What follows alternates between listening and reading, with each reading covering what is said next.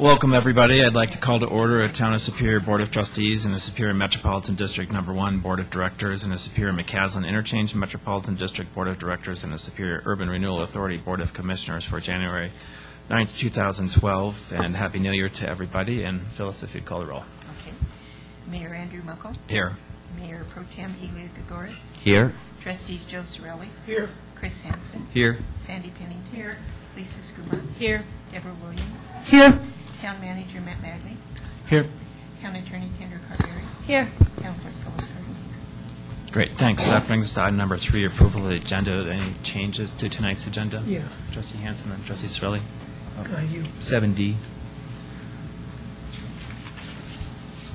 So 7D to follow the consent agenda. Okay. Trustee Sorelli? Same thing. So. Okay. If there's no other changes, I'll entertain a motion to approve the Make a agenda. motion to approve the agenda. By Trustee Gregoris, second by Trustee Hansen. All in favor? Unanimous. Thank you. It brings us to reports, questions, and issues. Anybody would like to start tonight? Okay. I actually have several things to go through. First was Traffic and Safety Committee. We met from 5 to 6 tonight, and Ely, if you want to recap that. Sure. You want to do it now, or? Yeah. So a couple of items of business. One of them is 88th Street. I think we have a solution, actually, and we'd like to present it to the board. And as the town recommended, we had several options. I'm not sure if we need to go through the options, but the outcome was to use a pedestrian-activated signal, where you actually get an actual red light if somebody's at the crosswalk. So the traffic is about 8,100 a day, which is a lot more than I thought. Yeah, that's a lot on 88 just for 2 lanes. The actual pedestrian traffic doesn't seem to be quite as high, but that's because I think they measured it in the wintertime too. Is that measured as 8,100 each way, or No, total. Total. 4,050? 1,000 during the peak hours, right? Yeah. So during the peak hours, the pedestrian traffic, it's not. I was surprised how low it was. They said like 8 to 10 in the morning, and then maybe 14 in the. But I think in the springtime, as the weather changes, that's going to be a lot more than that. So, Sandy and Deb and I think we're all in agreement. We think that is the best solution. We'd like to present it to the board. Matt, I don't know if you want to talk about the costs and the timing and what the next steps would be for that. Yeah, if we were to move forward with the pedestrian-activated traffic signal, the estimated cost is anywhere between $40,000 to $50,000. And the reason it's a lower cost is because it wouldn't be your typical pole-mounted traffic signal. It'd be it'd be on a wire, similar to what we used to have at Colton and McCaslin before we put the roundabout in there, if you remember that traffic signal. That's why it's a lower cost. And time frame, it'd be, I'm thinking 3 to 4 months once we got the go-ahead and did our final design work and got bids. So after the final design, it would come before the board again, so we could all visually take a look at what it looks like. But really, for today, if we get a head nod, or if you guys feel comfortable with that, if you have any questions for us. I did have a question. I may have misunderstood when I was reading some of the background material on. Did that also include some sidewalk work or Okay, not? well, no, I mean, there were some cost estimates that were given for sidewalk work on the east side of the road, but this would not include Okay. that. That's I will add to that we also had fairly extensive discussion with the people at the Ridge of okay, yeah. 2 alternatives that came forth on that. I think, interestingly, they brought up at one point crossing directly at High Plains. And so we're entertaining a couple of options that actually involve High Plains, because there also is the problem with the left turn at High Plains. So if we can kill a couple of birds with one stone. So that's out there. I think you're going to be looking at that. And I dare to put forth the there are times when we do have to spend more money to come up with the best solution, and I guess some of my instinct says that perhaps an underpass is warranted along McCaslin. So personally, I'd like to see that at least given some discussion in the context of finding a solution. And I think we came up with possibly a light both at High Plains and/or No. and the pedestrian underpass at Well, the... that's always an option. At the short-term solution, what I heard was a traffic signal, not only for pedestrians, but for vehicles as well at High Plains. That's activated though if somebody's trying to exit Ridge. Right, Only yeah. to turn left. And it would also be car activated. Yeah, that's so, what I mean. Right. Oh, Car sorry, activated. yeah, and pedestrian activated. So, it's not Yeah. going every, couple minutes. And then the item that staff needs to look at is how to get pedestrians, once they cross, from the east side down to the connected trail system, because that slope is pretty steep there. So we need to take a look at that and see if it's Doable. something we can do safely for pedestrians. Otherwise, we'll have to look at alternatives, and that may be pedestrians continuing down on the west side of the road down to that natural crossing location and doing something there as well. Or possibly an underpass, even at High Plains, which is where the underpass, the full circle on that. So Any- my only request, if I could, just along those lines, is that unless it's timing critical, I'd like to have maybe the Trails Advisory Committee look at it in terms of trail crossing, as well as the Planning Commission to look at it as well. Once again, unless there's a critical timing issue, I think more eyes looking at it would be helpful. For the ridge or both? I'd have them look at both of them, Okay. yes. That's particularly pertinent on the McCaslin issue, because the Ridge residents actually raised the point that people from Rock Creek want to get up there. So to have our solution work both coming from Rock Creek or coming from the Ridge. So that's a good suggestion. Going down the list, Deb and I attended last week the 36 Commuting Solutions Breakfast, and of particular interest to us was, I thought, the very frank discussion on the Northwest Corridor part of this. The mayor of Westminster really gave people a lot of guff about having to, we fall at the tail end of this, so thus we fall at the time when all the money's gone. And so there were a lot of issues surrounding how are we going to fund this, and she reminded them that we need to find funding for the entire thing, not just characterize it as the tail end of the project. So I thought that certainly we heard it. Jared Polis was in attendance. Some of the state senators and representatives were there. I think they heard the same message. So at least the point was articulated. Actually, can I expand on what you just said? What the mayor of Westminster was referring to was the Fast Tracks plan. The Northwest Rail Line is the last of the light rail that would go, and that comes our direction and then through Westminster, Broomfield, Louisville, and I think it goes kind of past Goes to Boulder to the Transit Village, and then That's potentially right. up to Longmont. And then up to Longmont. There, at this point, is not enough money to fund that portion of the Fast Tracks plan, if you want to look at it that way. And as I look at it, RTD, in their fashion of how they handle things, is to cut something in order to make ends meet, of course. And that would be, is what they're talking about, is the Northwest Rail Line. And it seems that, this whole corridor may have to look at how we're able to get that light rail, even though we all paid into the light rail for the entire, Denver metro area. We may have to be the ones that advocate to get that portion of it, which seems ridiculous and ludicrous if we paid for, everyone else's that already got theirs. So that was what the mayor was talking about of Westminster.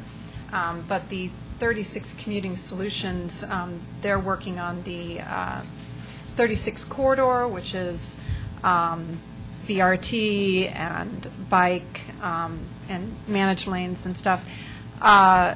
And that, I believe, is funded for the first segment, but not any other, not the second segment. Right, so the Community Solutions is part of the U.S. 36 Mayors and Commissioners Coalition, and so this is, I think I talked about this last go-around, where RTD's cost estimate was off by $500 million in terms of the rail, so that's what's causing the consternation right now. It's hard to know how to make up that delta, and people are talking about having another fast tracks sales tax increase. There's also discussion about raising tax for CDOT. I think people are a little skeptical about the cost-benefit analysis of the ridership per dollar spent on the rail. So I think those discussions are ongoing, and I'm not sure exactly how it's all going to play out.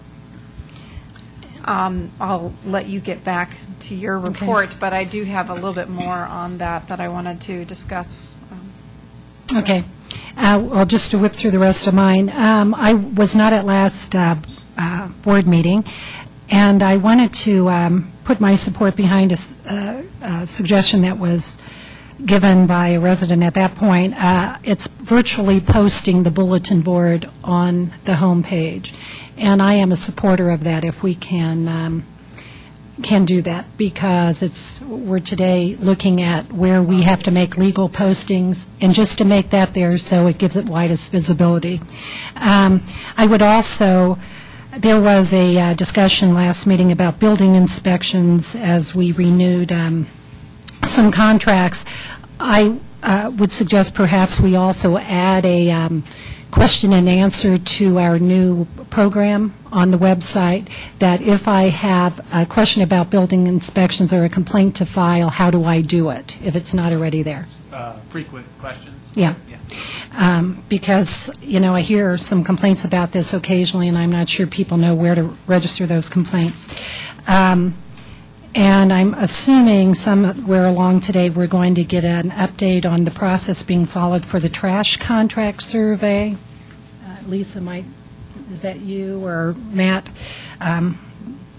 That'd be great. Then I wanted to just bring up a point, and perhaps it's best in the advisory committee discussion. I had read in the RCAC meeting minutes about the potential to have a compost day in which we announce it in a postcard, and then we potentially home deliver compost.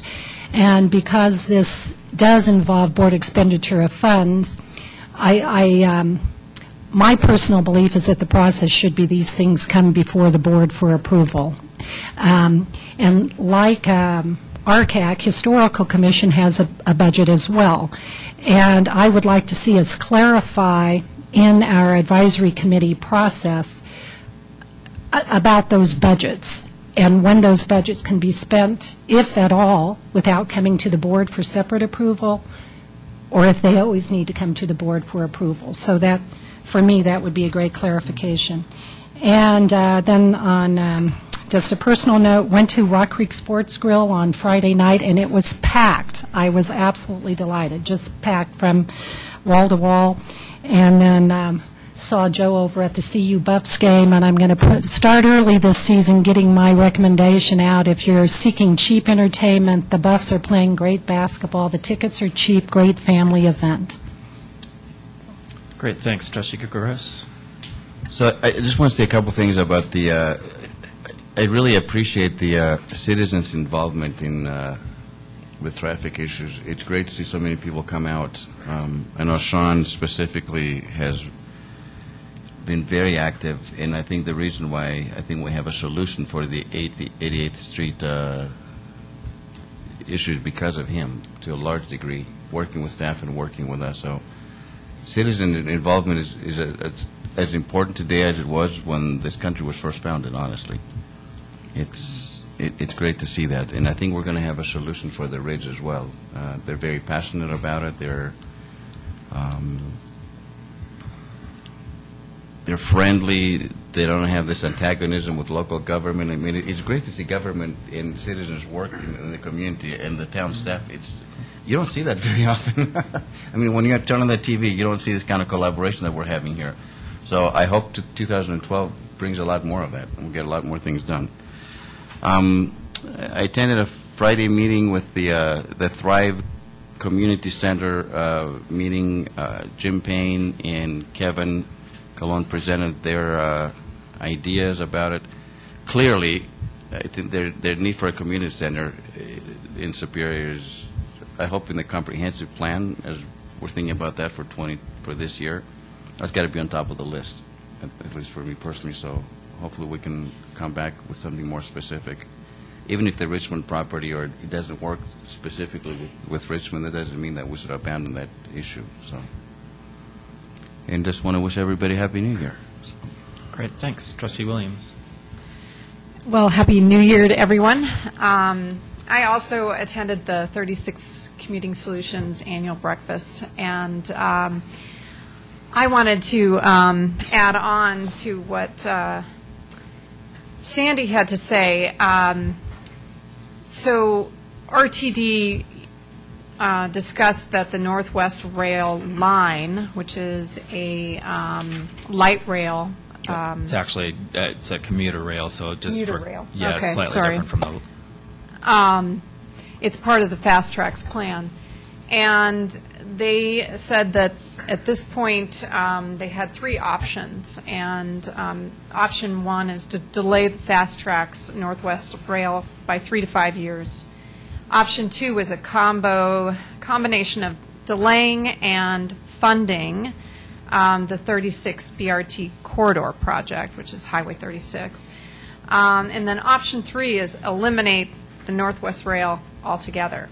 And of all of them, number three is very alarming, because obviously we all voted for Fast Tracks, and we would hate to see option three implemented or recommended to RTD.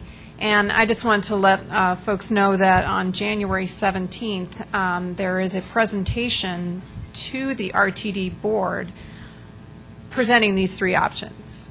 So if this is something important to you, you might consider going to that and looking it up on their RTD site. I don't know exactly the time of when it meets, whether it's during the day or the evening, but you know. 5:30. So January 17th at 5:30. So where's the RT board It's in normally Denver meet? basically by the bus station downtown In on Market Street. Denver, yeah. On Market Street downtown? Firsthand practice at the needs for RTD fast tracks by getting to Denver at 5:30. Okay, so anyway, I wanted to let everyone know about that particular meeting on January 17th. Also, as you probably might know, or may not know, that Superior was the first to file a lawsuit December 15th, 2011, just last year, kind of odd to say, against U.S. Fish and Wildlife Service, requiring that they should have conducted an environmental impact statement instead of an environmental assessment, which is a more in-depth environmental analysis of the transfer of what they are calling the right-of-way on the eastern portion of Rocky Flats Wildlife Refuge, which used to be a nuclear weapons plant, for a toll road.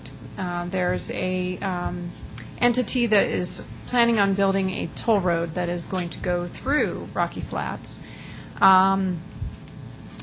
So anyway, just the last few days, Golden has joined or is about to join our suit. They filed suit, and I believe that they're asking to join our suit as well. They're asking if the cases be consolidated, yes. Consolidated, okay. So I just wanted to, let everyone know about that in case you didn't know. I know I've talked to some residents about it, and some knew about it, and others are like, no clue. And they were very interested, so thought I'd get that out there. And just kind of stay tuned for whatever roller coaster ride we are in for. Great. I think I talked about U.S. 36 mayors and commissioners discussing these three options, so I won't go into that anymore.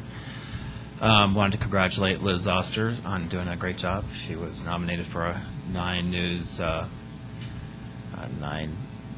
Who Care. I forget what the title is. So, And so that's for her, it's an annual honor yeah. to certain so that was citizens nice of to the have. area. Nice to have a resident in the area who was honored for that. So that I thought was very nice.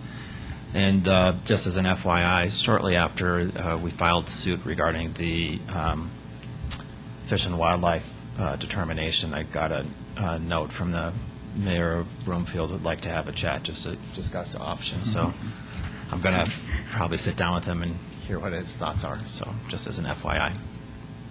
That's all I had. Trustee Skumats. I was going to bring up the town trash survey and, oops, thanks. The town trash survey has been underway, and one mail already went out. The second mail is, I think, already out also.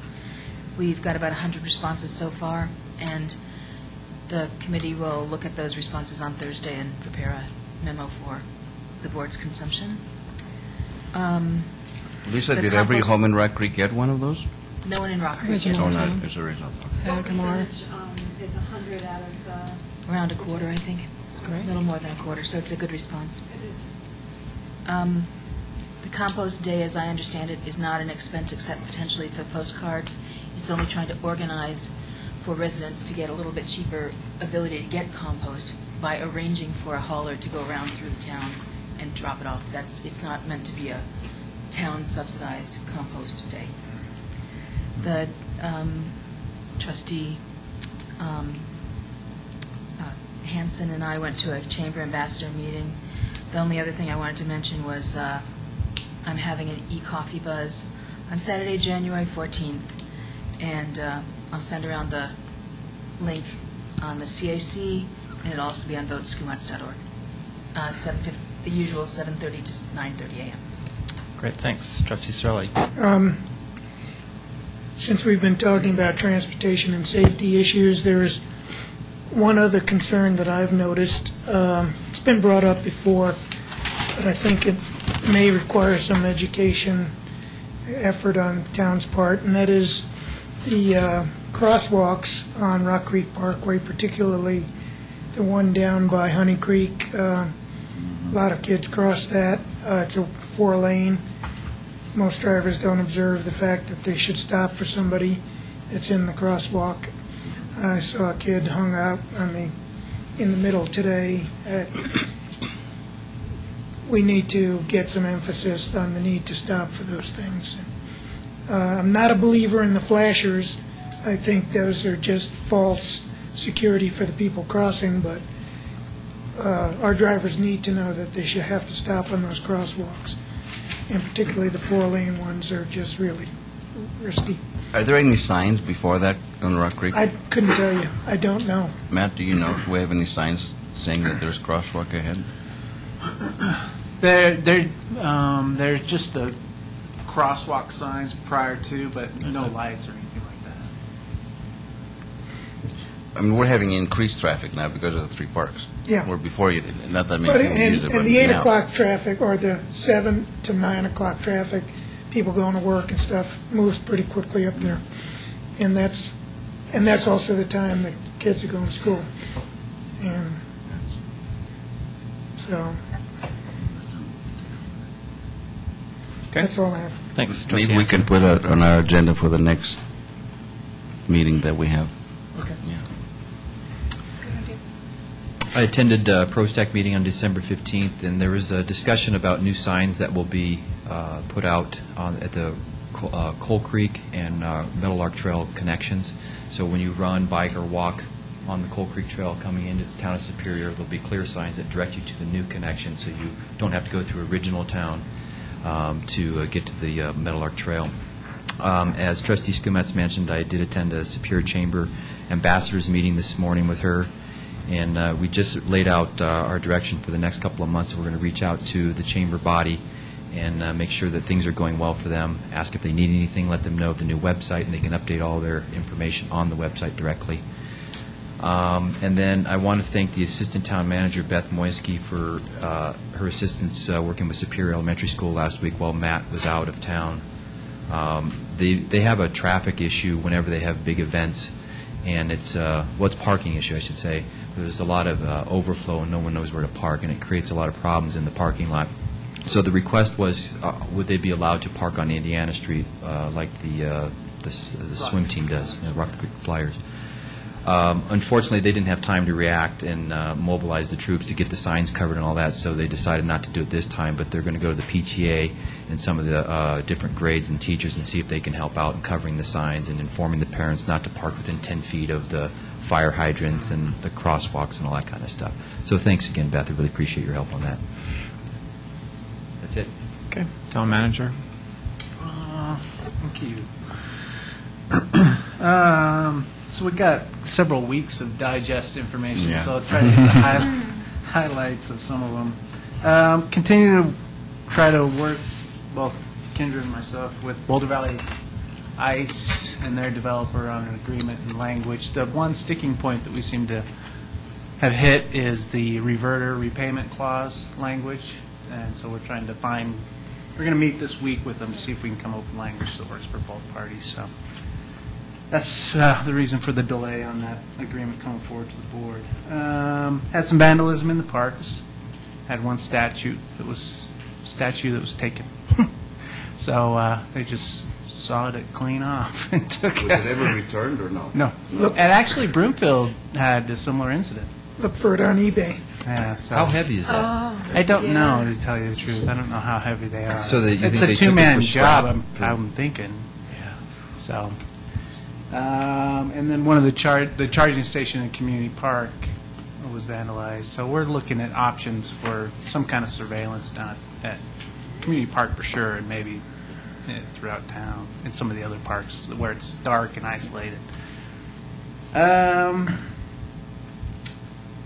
Included library Dropbox statistics for the year.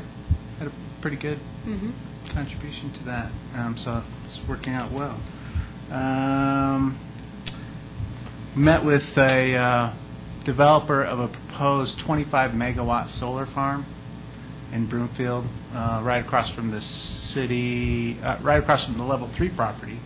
So it's at the southeast corner of Indiana and Highway 128, basically, right next to those apartments that are in Broomfield there. And we're asking if we were interested in maybe participating, buying some renewable energy from them. And so they're going to get us some financial numbers. And What's in it for us? to meet the goal of being energy neutral, or, for the energy we use, so. So we'll present that to you when it's provided to us. The RFP for the comprehensive plan consultant has gone out, with those proposals due January 27th. And we'll go through that selection process. We've gotten quite a bit of interest already and through phone calls and stuff, so I think we're going to get a good response to that. The Ridge Trail connection, which is the soft trail from the water treatment plant to Rock Creek Parkway, should be done by the end of the month. We've had some delays because of the weather, but it's moving along. Hired the new events volunteer coordinator. Her name is Katie Rummel, and she used to work at with the city of Erie in a similar position, and such. Outstanding qualifications and very enthusiastic, and I think she's going to be a good fit for the community. So we're looking forward to her starting the week of January 23rd. So I know Martin's looking forward to that. He took off already. I don't know if anybody's seen it, but the Democratic Party elected Deb Gardner as the new Boulder County Commissioner. She's from the city of Longmont, and she served on House, or she was elected to House District 11, I think it was, back in 2010. So she's got some political ties, and I don't know her personally. I don't know if anybody else knows her, but we'll send a congratulatory letter out to her and maybe invite her to one of the meetings. And that's to replace Ben Perlman? Ben Perlman, Yeah. yeah, who was appointed to Right. as a county prosecutor.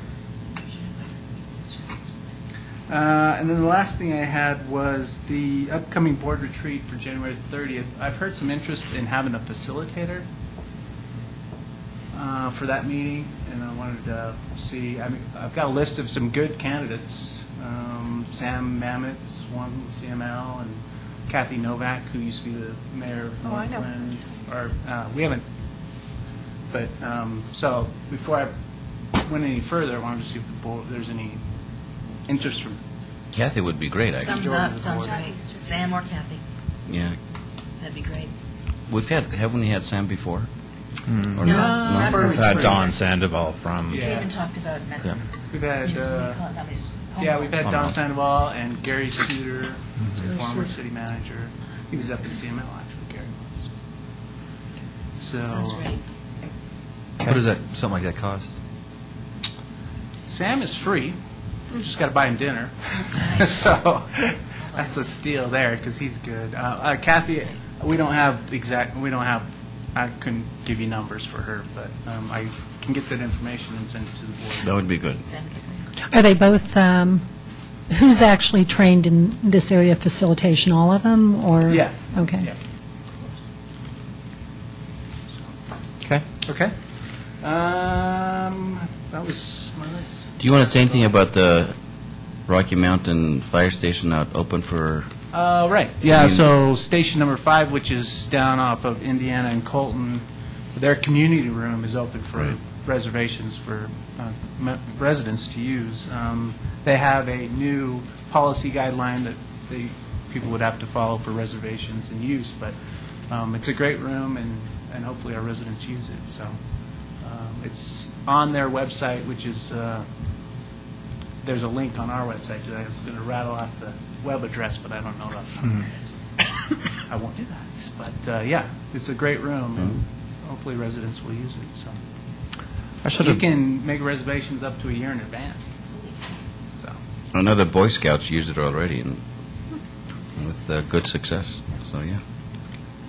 I should have brought this up earlier. I did speak with somebody from Longmont who has been disaffected with the representation from the county commissioners and was hoping to discuss increasing the number of commissioners to 5 and maybe getting into a possible ward-like representation as opposed to being elected at large. So I'm having a conversation with people regarding that. So if you have any interest in that, just let me know.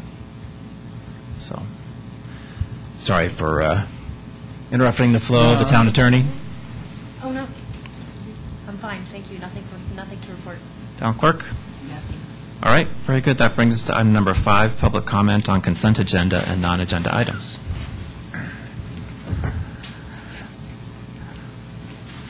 Welcome, George. Here, Colorado. Is there a charge for the fire station use of the hall? Is that free? No, it's free. you're liable for any damage. But no, it's free to use. Don't start any fires. I think you have a great suggestion, Mayor, of 5 county commissioners. Seeing them taking place over Colbert County the last several years, not just recent. It's been a stair step for the last 5 years. I agree with you 100% on that. The other thing, I may want to speak to Dee in the Yes. here depends on how it goes with the board. Just one comment, I think that we have enough ordinances now and quit spending our time and money on other ones. And we got a couple council members that seem to be pushing this issue very well. Maybe there might have to be some action taken some way because we have enough hoops to jump through now on that green ordinance we have. I've talked to contractors and they do not like the idea of more of them. Thank Okay, you. thanks. Additional public comment? rug off the floor, so I'm just going to my kids are watching me on TV, and they'll be very happy about that. Hi, I'm Darcy Sherman. I just wanted to just let the trustees know that on February 11th at 7 p.m. at the Louisville Center of the Arts, I'm working to help Impact on Education, which I'm sure you all know, but if some of the people in the audience don't know, Impact on Education is a nonprofit organization which supplements the Boulder Valley School District almost exclusively with different programs. They spearheaded the Crayons to Calculators program, and they've done a lot to sort of supplement some of the things that our tax dollars are not able to cover. They are also wonderful with helping underprivileged children get the supplies for school that they need. So on February 11th at 7 o'clock is going to be sort of a date night out. Wine, there's going to be a live band, the Whitney Mann Band, and actually they opened for Loretta Lynn, Willie Nelson, so sort of a bigger name for the town. But I'm together with the Assorted Goods and Candy, James Quinn. He also is helping out with this, the small candy shop in town. And it was sort of our idea to get the three communities, primarily Louisville, Lafayette, and Superior, together to start elevating our children as a whole community and not in a divisive manner. So it sounds like a fun event, and I'm hoping that there's somehow we can kind of get the word out for this. I'm going to have flyers printed up tomorrow to put out. But it's a nonprofit party, and I think tickets at this point they have set at $45 per couple, which includes, and I've spoken to loads and loads of local restaurants. We're not doing large chains at this point. We're really primarily looking at the small town fare. We've got lots of people interested from Lafayette and Louisville, still working on Superior, to donate some food for the event. So it should be great. So hopefully you guys can all come and put the word out for us. Great, thanks. Excuse me, what did you say the location was? It's on your shoulder. It's at the Louisville Center of the Arts. That's that old schoolhouse. By the church? It's right by the church. It's in Memory Square. So, yes, that is where it's going to be. Great. Maybe we could put that out on, it seems like a perfect thing for the sign, maybe put it out on the CAC list. That might be helpful. So, Great. Thanks. Thank you very much. Thanks for coming down. Additional public comment? Oh.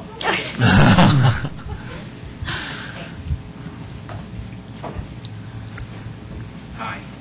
Brent Bickle, 862 Eldorado Drive. Are we still going to discuss item 7D, the use of green building codes? Yep. Okay. So I thought I would go over, I was at the November 1st meeting of the Planning Commission, and I just thought I'd give a little background. For the building codes? For the building codes, yes. Perfect. Maybe just technically we'll do that during just following the consent agenda since it was pulled, if that's okay. Oh, that's fine. Yeah. I didn't want to lose my chance to speak. Yeah. Nope. No problem. Additional public comment?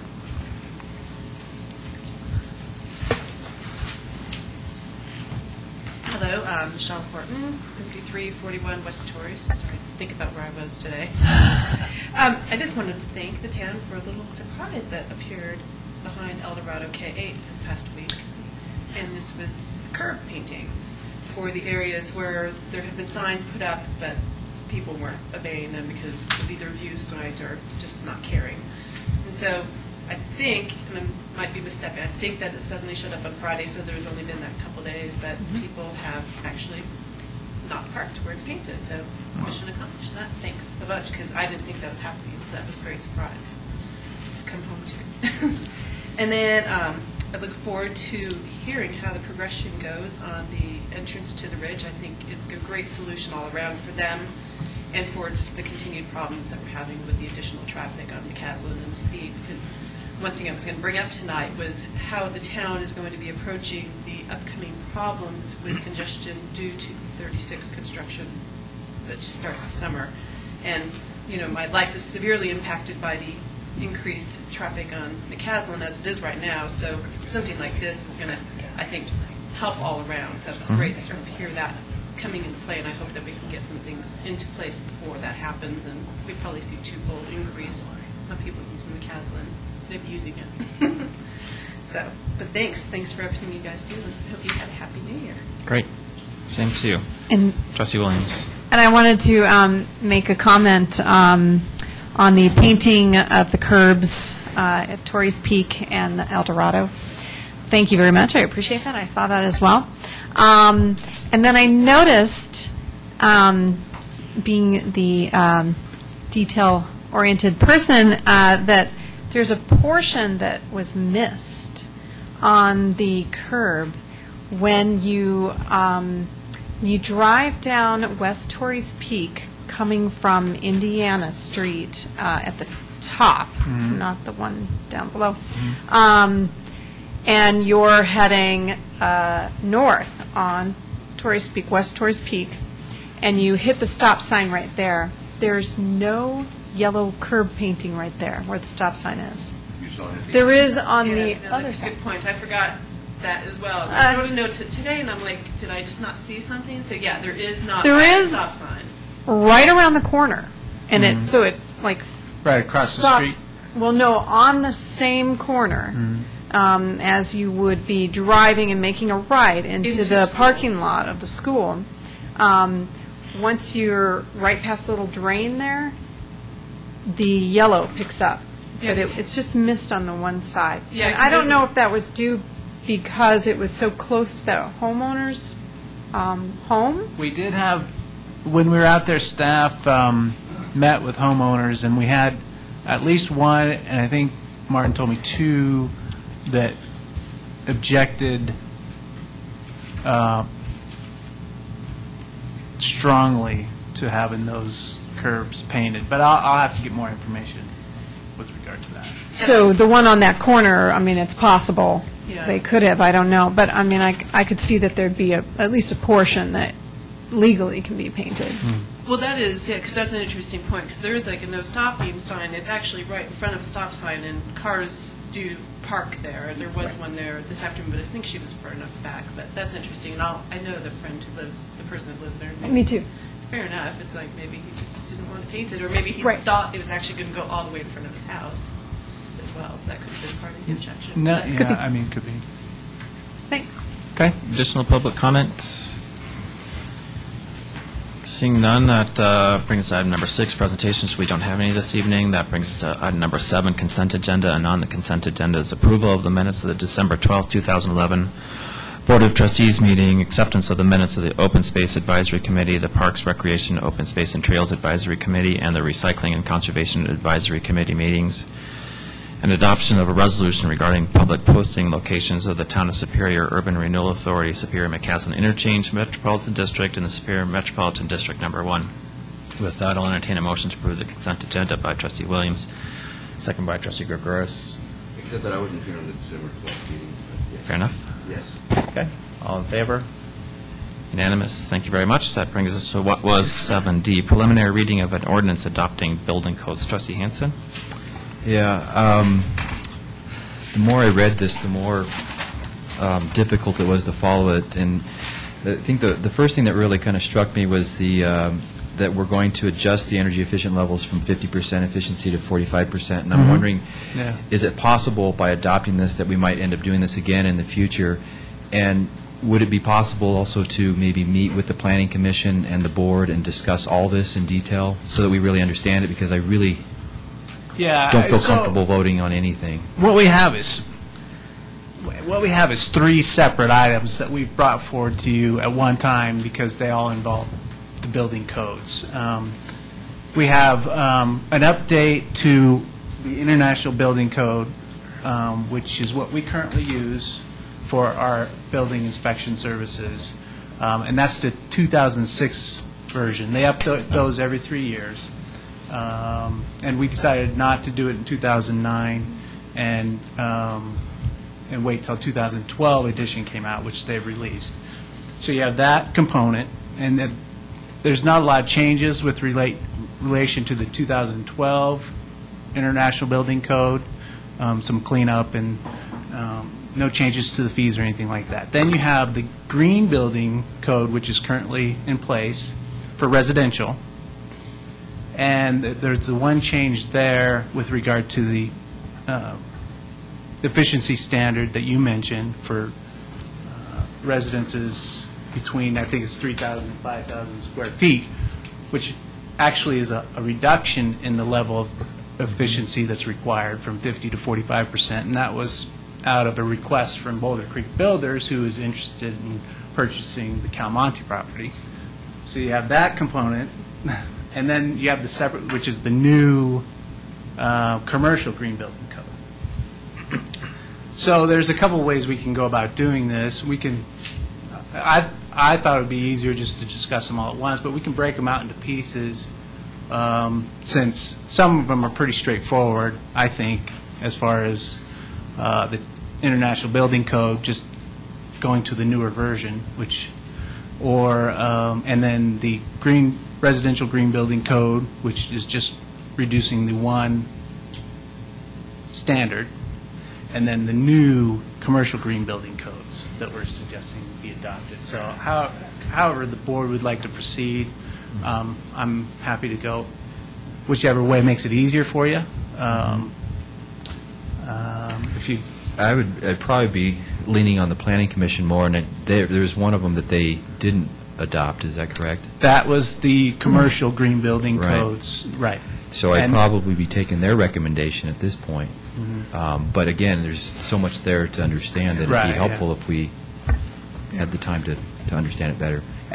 And for that, it might make sense to have a work session just on the commercial green building piece to go over that. But we can proceed however you'd like.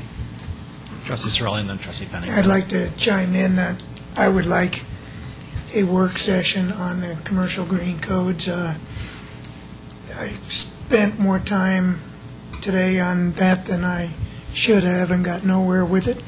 It's not understandable. Ditto on that. And so if we have a first reading, it didn't seem to me logical to have a first reading and then a public hearing in which we're going to try to get educated in a public hearing. That made no sense to me, and I think we should have a work session, not have a first reading, and then have a first, at least on that. The other two, probably okay to, but... Well, I apologize for that. And we can definitely do that. We can break out the new green commercial building code standards that we're looking at and address the other two pieces separately.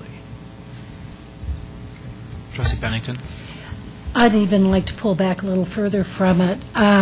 At some point in time, the board, on behalf of the town of Superior, adopted some policy about a direction they wanted the town to go in terms of becoming more green, adopting green codes, et cetera, et cetera.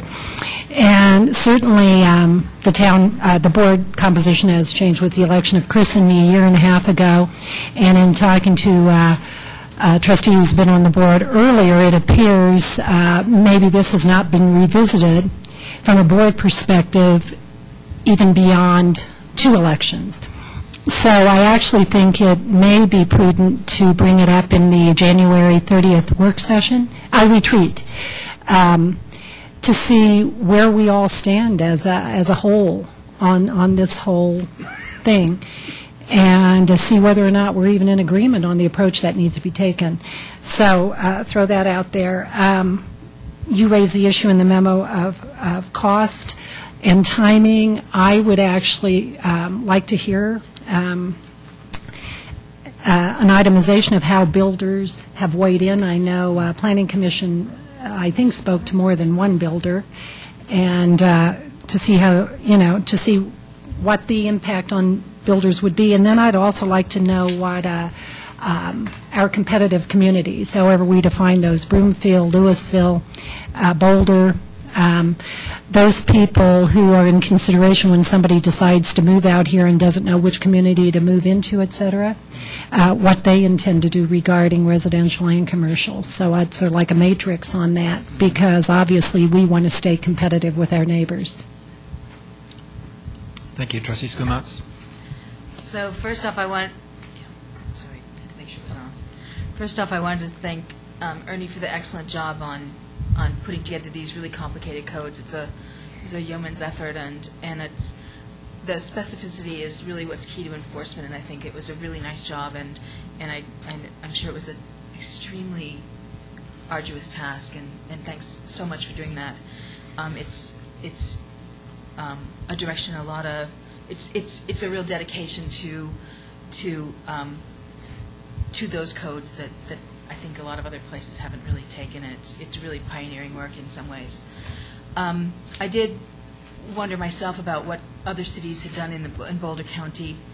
The Boulder Consortium of Cities had gone through a process involving building codes officials and builders and a bunch of other folks from the communities in Boulder County a couple of years ago, recommending some green building codes and direction to go towards green building codes with a recommendation for about 30% greater efficiency than the codes, and it was up to the communities to go ahead and figure out how and if and whatever they wanted to put that in place. So I made some calls around to some of the local communities, and the City of Boulder on the commercial side, put in codes that were 30% more efficient than IECC, which is something like what we're looking at here. Longmont put in 10% more efficient for the commercial sector. Louisville currently holds the 2009 codes, which is more than what we currently have, but apparently it's something that's going to be coming up on their agenda as well for green building codes. Boulder County passed something that was 30% more efficient than the IECC as well, and Lafayette picked the 2009 building codes, and I didn't hear whether or not that was going to be imminent on their agenda. There are a number of competing base codes, sort of, to be looking at: IECC, IGCC, which is something that was part of what we did, ours did as well, but Longmont based theirs on the National Green Building Standards. So there are a couple of base sort of codes that people riff off of, I guess is the best way to put it. And I think our town picked a very suitable and good way to go. I think when you look at what, from what I solicited information from a number of communities around about, and from the literature about what would happen with building costs, and from what my understanding is that building to this level and or building to LEED Silver can be done for new construction without a cost increase over current construction. If you go to something that's LEED Platinum or Gold, that's sometimes up to a 5% plan when you're talking about new construction. Retrofit's another matter, and that can be anywhere. It depends on what you're starting with. It matters. That the increase that LEED buildings and more energy efficient buildings end up with higher, better lease terms and better demand for their buildings. And I think the point that RCAC made about there may be a slight, even if there is a slight increase in the construction cost, it makes the buildings in our community more attractive for 30, 40, 50 years for rental by any of the people who want to rent. They have lower energy costs, and that can be a significant portion of their operating costs, depending on what kind of building type they are, or business type as well. I think those are the main things I wanted to say, and I think that a work session would be a very valuable thing for us. Okay. Other board board comments? Public comment regarding this issue?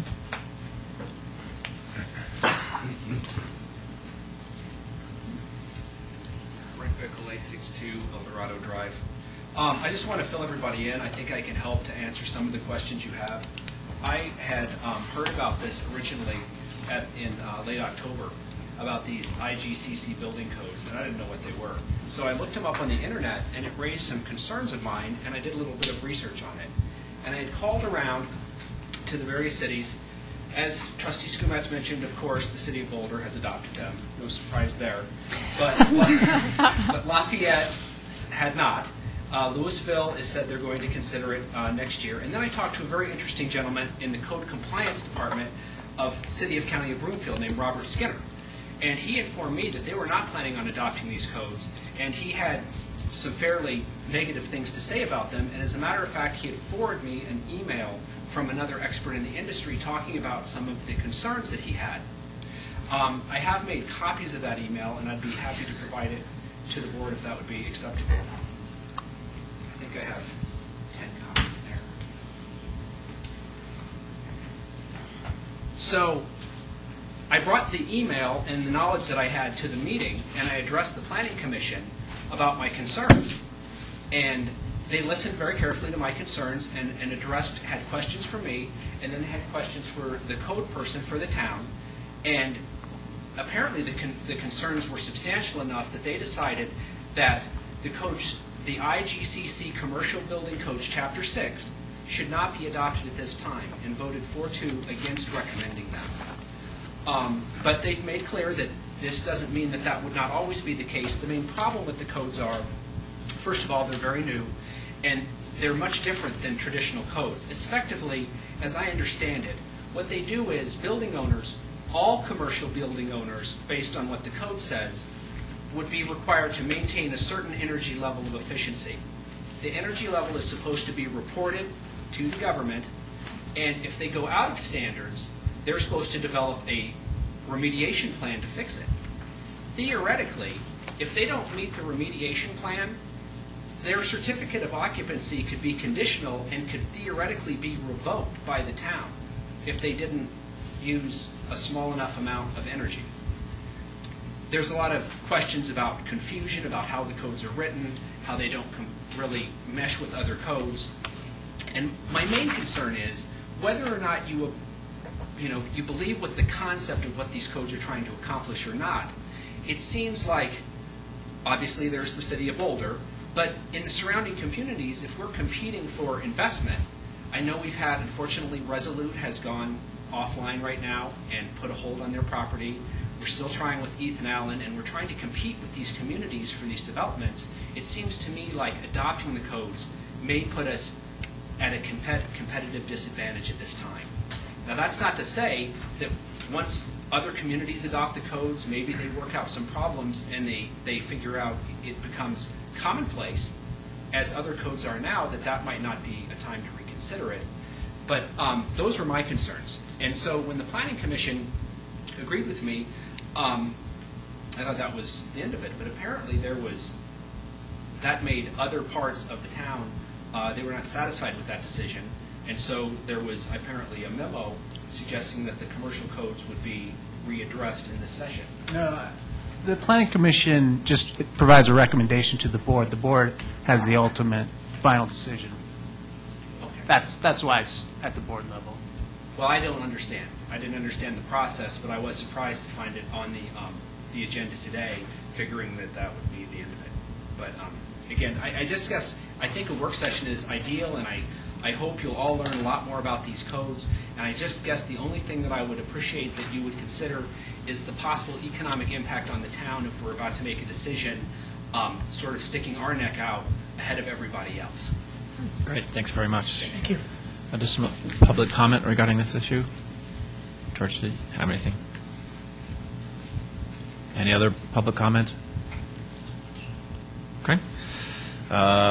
Board thought regarding this? I mean, I guess I have to make a comment. You know, I was trying to read through this, and it was completely inscrutable to me. I mean, I think we did a great job in putting this stuff together, but I think most people up here are pretty intelligent. Obviously, I don't have any training in construction, but I don't know how anybody would implement some of those codes. So I completely agree with Trustee Skumatz, actually. I think it's something that we should strive for, and I think it's actually going to be long-term economically positive for the town, and I think it's good for the town to have that reputation, but I'd have to understand this significantly more before I could put my foot forward on that issue. So I think I agree with most everybody about the work session regarding this issue.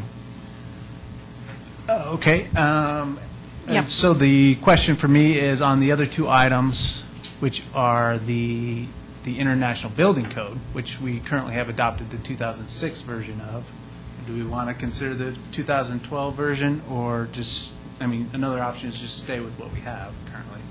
And then Well, I'll have a question for you then. So it seems like those are more cleanup issues. Right. So, Correct. And I mean, unless there was huge, I didn't really decipher that there was Ernie, why don't a you big come up and difference. just give a But brief overview of the Trustee Gerber. change from 2006 to Yeah, 2012? and Matt, can I ask you, what happened in 2009? We just let it pass? Is there Yeah, I mean, there was talk about, right when they were getting ready to release the 2009, they were on the verge of do the 2012, so we thought we'd They better didn't, just oh, wait. okay, I understand, okay. One thing is the 2012s came out early. I'm sorry. Ernie, can you introduce yourself, please? Pretty current, balloon official. Thanks. They published the 2012 codes early because they had other things coming up on their agenda that they wanted to have ready. So they actually had these codes ready a year earlier, so they've already been published. And one thing, most of the communities around adopt the code, the year after they're published. So this year, 2012, is when most communities will be looking at adopting the 2012 codes. The building codes themselves have very little changes to them. The 2009 code had sprinklers for residential part in it that we have taken out. We deleted that. It was a recommendation of a fire marshals committee along with the local building officials committee that recommended that be delayed until 2013. So we just taken out. We'll revisit that at a future time if we decide to go that way. We required residential sprinklers in all residential construction, including single family. So that has been taken out in our modification of it. And other than that, it's always just clean up. Now the codes are pretty set. The only changes, I guess, come in the International Energy Conservation Code, which are becoming requiring more energy efficient construction themselves. The 2009 was better than 2006, and 2012 was an improvement over 2009 for energy efficiency requirements. And that, other than that, it is just clean up verbiage, sometimes corrections of things. One thing I did notice, I mentioned there, also in residential, used to not have, the codes change. Sometimes they add things in, and then the next code will take the same thing out. But so in residential construction, the door and wall between your garage and house kept changing, and the door did not have to be self-closing for like 2 codes, so we had written it into ours because we thought that was important. Now they put it into the 2012 edition of the code, so we can delete it out as one of our amendments, because now it's in there. So. That and like the size of unattached structure, a detached structure like your sheds and things like that. They keep going from 200 to 120. Now in this code they're back to 200 square feet where you don't need a permit for a structure. If you had a gazebo out in your yard somewhere, less than 200 square feet, you wouldn't need a building permit for that. Or your shed. So, and that's about it. So the 2012 code edition is just a regular step in code adoption and approvals as you go along. So, we feel comfortable in very little change in adopting that sort of thing. So. Great, thanks. Trustee Skumatz? So you piqued my interest with that thing about the sprinklers. So there's no square footage limit under which you don't have to have sprinklers in a res if we had left that in? Sorry. Right. All Interesting. new construction. Yeah. And most communities aren't adopting that. So it's always, codes never make you go back and retrofit, an existing structure. It's always new construction from the time the code's adopted. So. Thanks. Other board thoughts? So I think just for staff direction, and please, board, correct me if I'm wrong, so I think that those two would come back with identification of all the changes or the highlights, and then we'd have a work session regarding the green building codes. Okay. Is that the understanding of the board? Yep. Okay. Okay. Thank you. So we're not doing this. We're not doing a first I reading. thought we were going to do this in 2012. We can do a first reading of those two, I suppose, or I don't think it's any rush, would it be? No. I think we can Have just a do it work at the next session meeting. before first. So, Thank you very much. Appreciate it. Nice to meet you.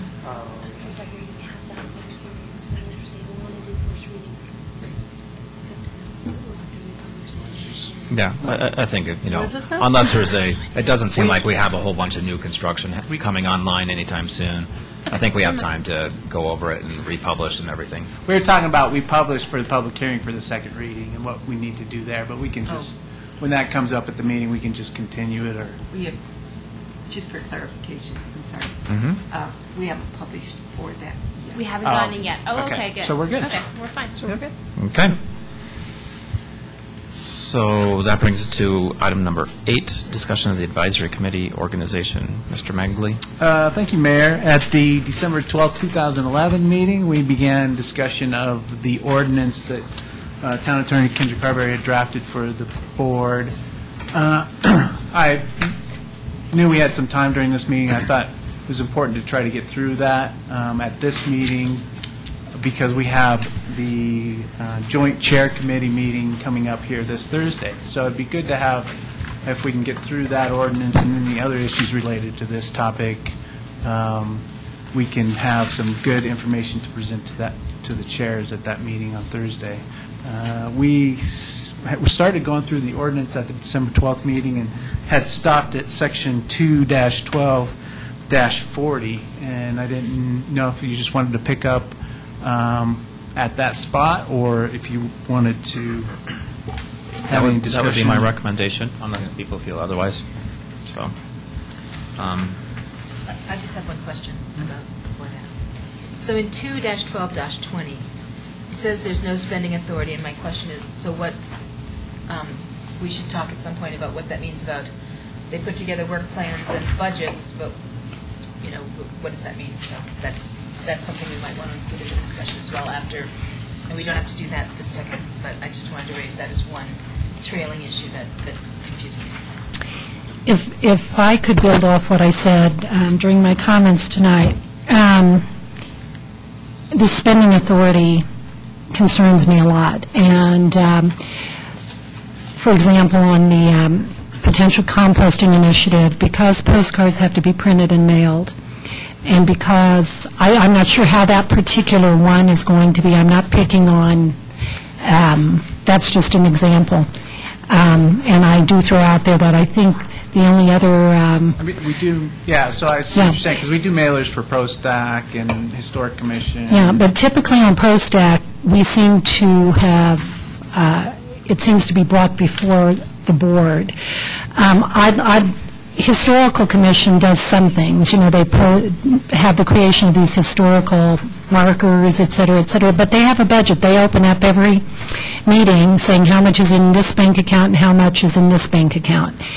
And so the point is we must clarify when something has to come before the board. And, of course, the safety there is to always bring it before the board, because whereas this postcard on the composting initiative may be minimal cost, let's say $100 or less for example purposes, the fact is a lot of times there's a policy issue behind it. Do we, as a board, want to encourage composting? For example, on the Wash It Down program, do we as a board want to as a town, encourage the Wash It Down program? So there tends to be a policy issue behind the expenditure of money. And I'm concerned about that. So just piggybacking on what Lisa said about the spending authority, I think we have to clarify that.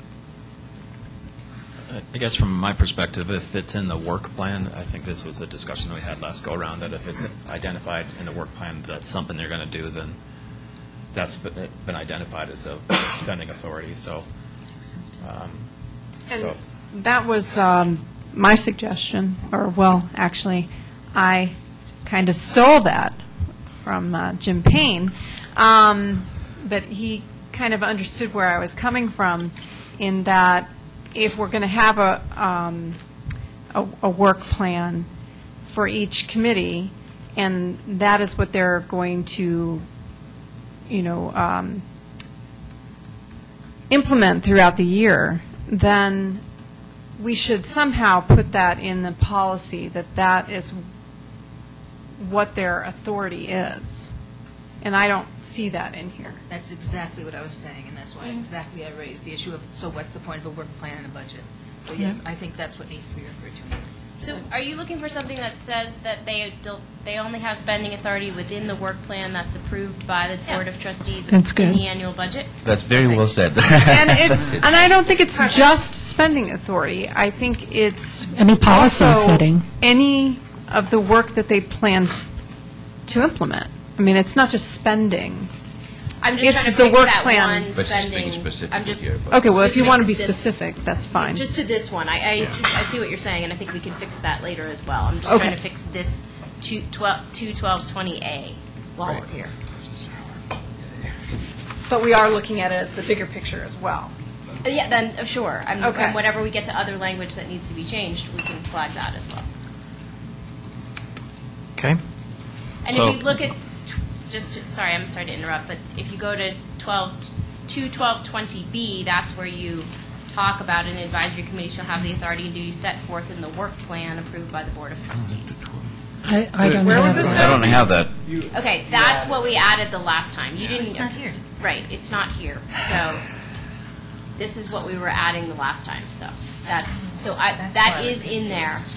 Say that again. So Say it again. 12B again. Okay, I was 12-220B. Okay, this what on we here? talked about adding the last time was a subsection B to section 21220 that says, an advisory committee shall have the authority and duties set forth in the work plan approved by the Board of Trustees as amended from time to time, and that's as far as we got.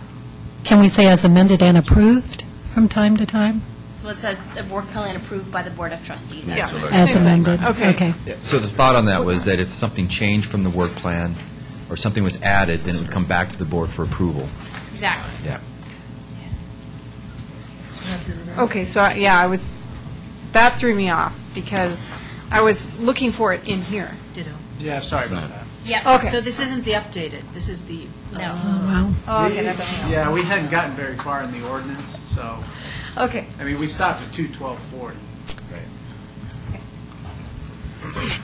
Matt, I wasn't here, nor was Ely, it looks like. Could you just summarize? Kendra, do you have those highlighted, the changes that you added from this last time? I'm highlighting them now.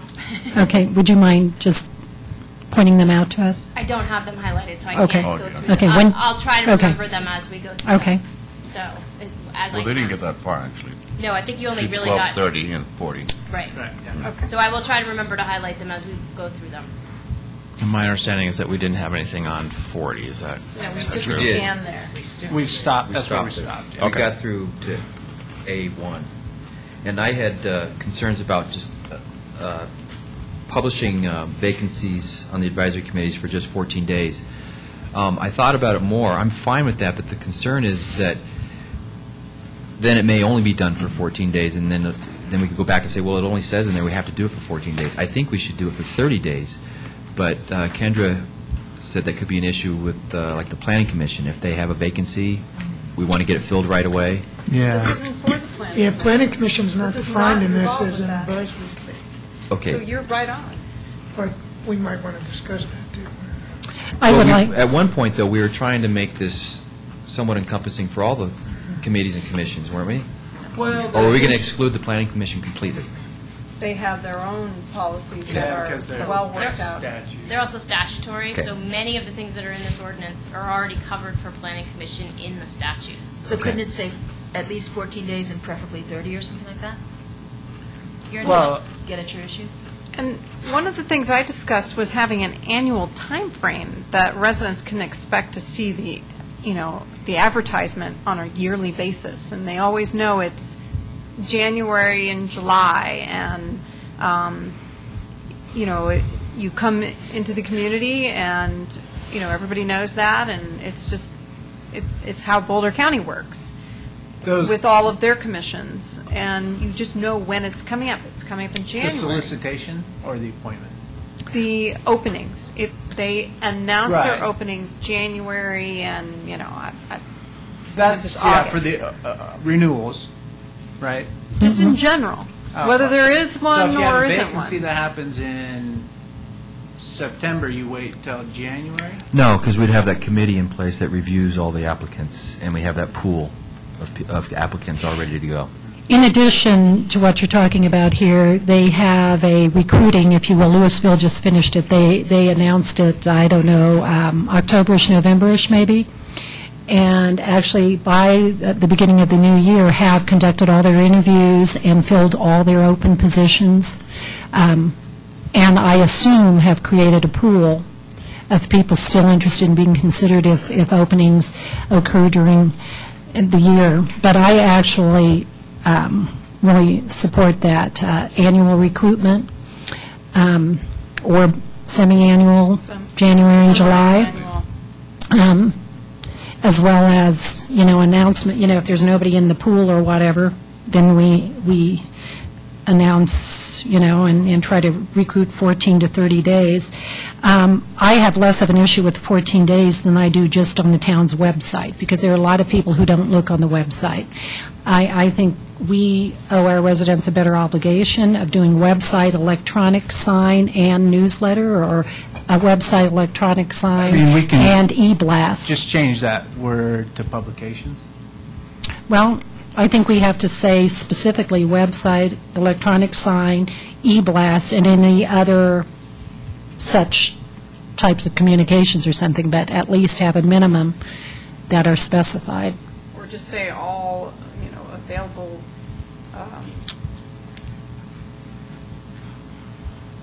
Or say well-published. communication throughout the town. So say well-publicized. Yeah, there you go. Limiting it doesn't, we can just open it up and be more vague to allow. It's just as however specific you want to be. As far as the language, we're happy to do it either way.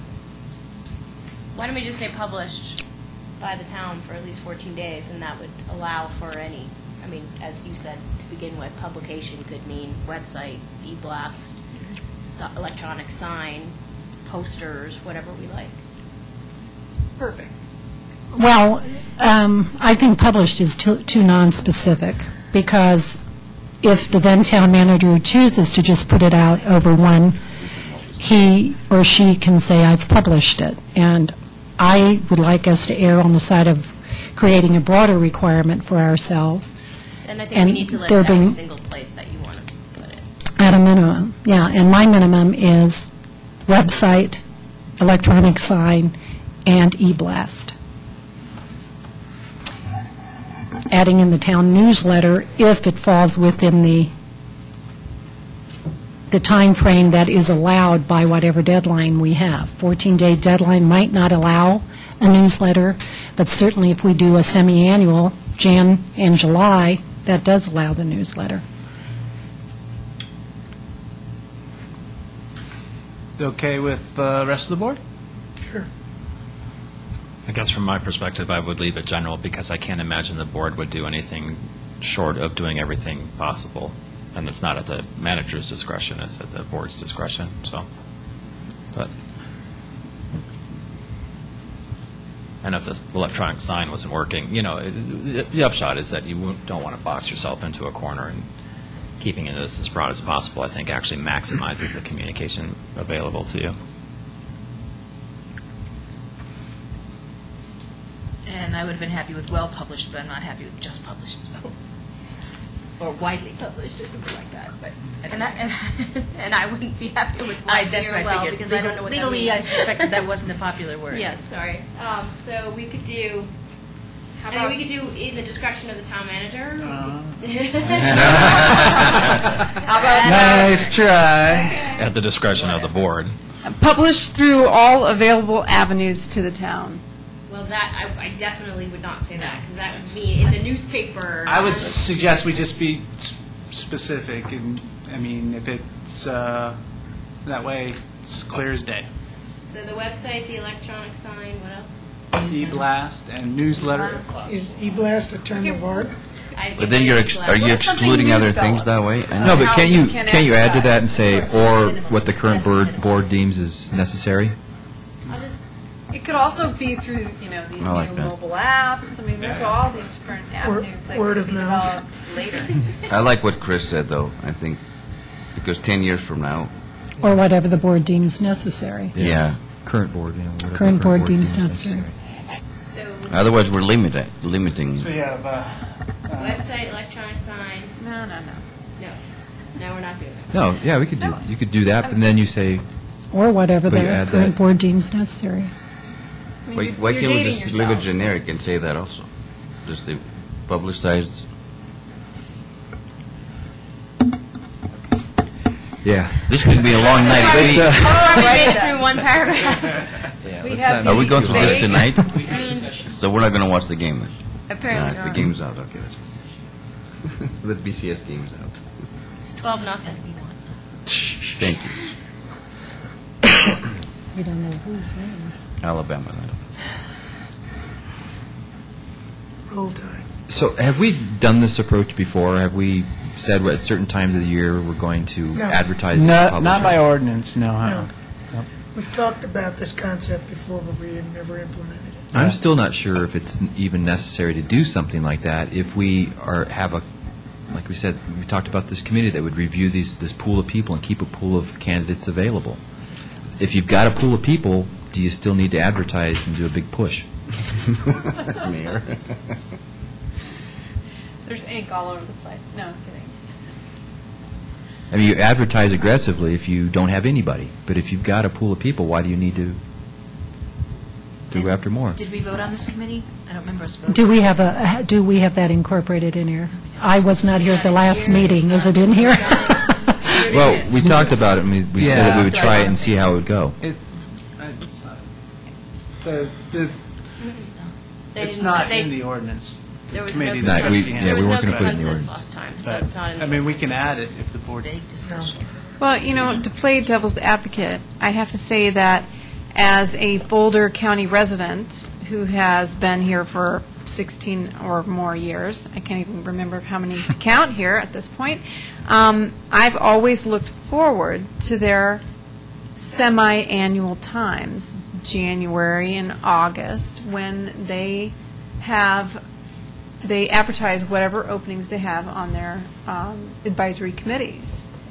So, and I know Lafayette does that. And when I lived in Lafayette years and years and years and years ago, I knew lots of people that were interested in seeing, what was going to be open 6 months from now, from the next time. And I think that's just a really good way to keep, your residents involved. So if you So we could do that. We could change this language to state that the town would advertise in January and July of each year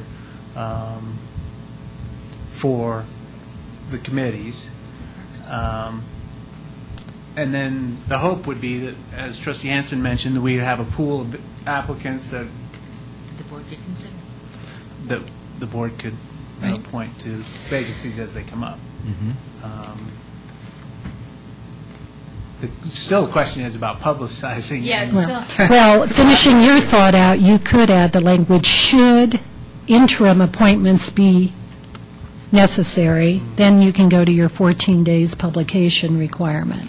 Let's say there aren't people in the pool, and it, should interim appointments be needed, then invoke the 14 days, and then by whatever specific or non-specific means. So we does the decide board, on. would the board like to have specific language with regard to what types of publications or more general? general, for me. I like general. I'm happy with publishing. I think we could keep it somewhat general and just say what the current board deems necessary is publishing it. I totally agree. Because that's going to change over the years. And, in People- 5 years from now, we're going to have these mobile apps that's all we work from. I'm And it just gives us guessing. the flexibility, also, we have all these that we typically will publish through, but if something new comes up, new technology, the board can say, hey, let's send it out via, who knows, Mind Mind Control or control. whatever. Yeah, I can agree, as long as it's accompanied by publication by whatever means the current board deems necessary. That sounds good. Wow, we have moved one step closer Yeah, that only to- took a half hour. At this rate, we'll be here until 3:30 in the morning. So it's- So you want it in January and July of seriously. each year? And I'm being conservative, too. Okay, well, there might be a lot that, Okay. be okay. No, are you kidding me? Do you know how much? Is that January and July of each year? Well, here's the question, though. Is it for appointments in January and July? And if so, then it better be advertised in December. We wouldn't do It's- appointments in January, right? No. Why not? Because, Why well, we're you'd be just, soliciting. Right. Yeah, I'm just asking whether we're soliciting in December for January appointments, or whether we're soliciting in January for February appointments. That was the question I was asking. The second one, the latter one. Okay. Honestly, I don't feel strongly about this, but there was some discussion that we were going to move the appointment dates to like quarterly, so we didn't have to do all of them at once. that's So, right, yeah, there was discussion.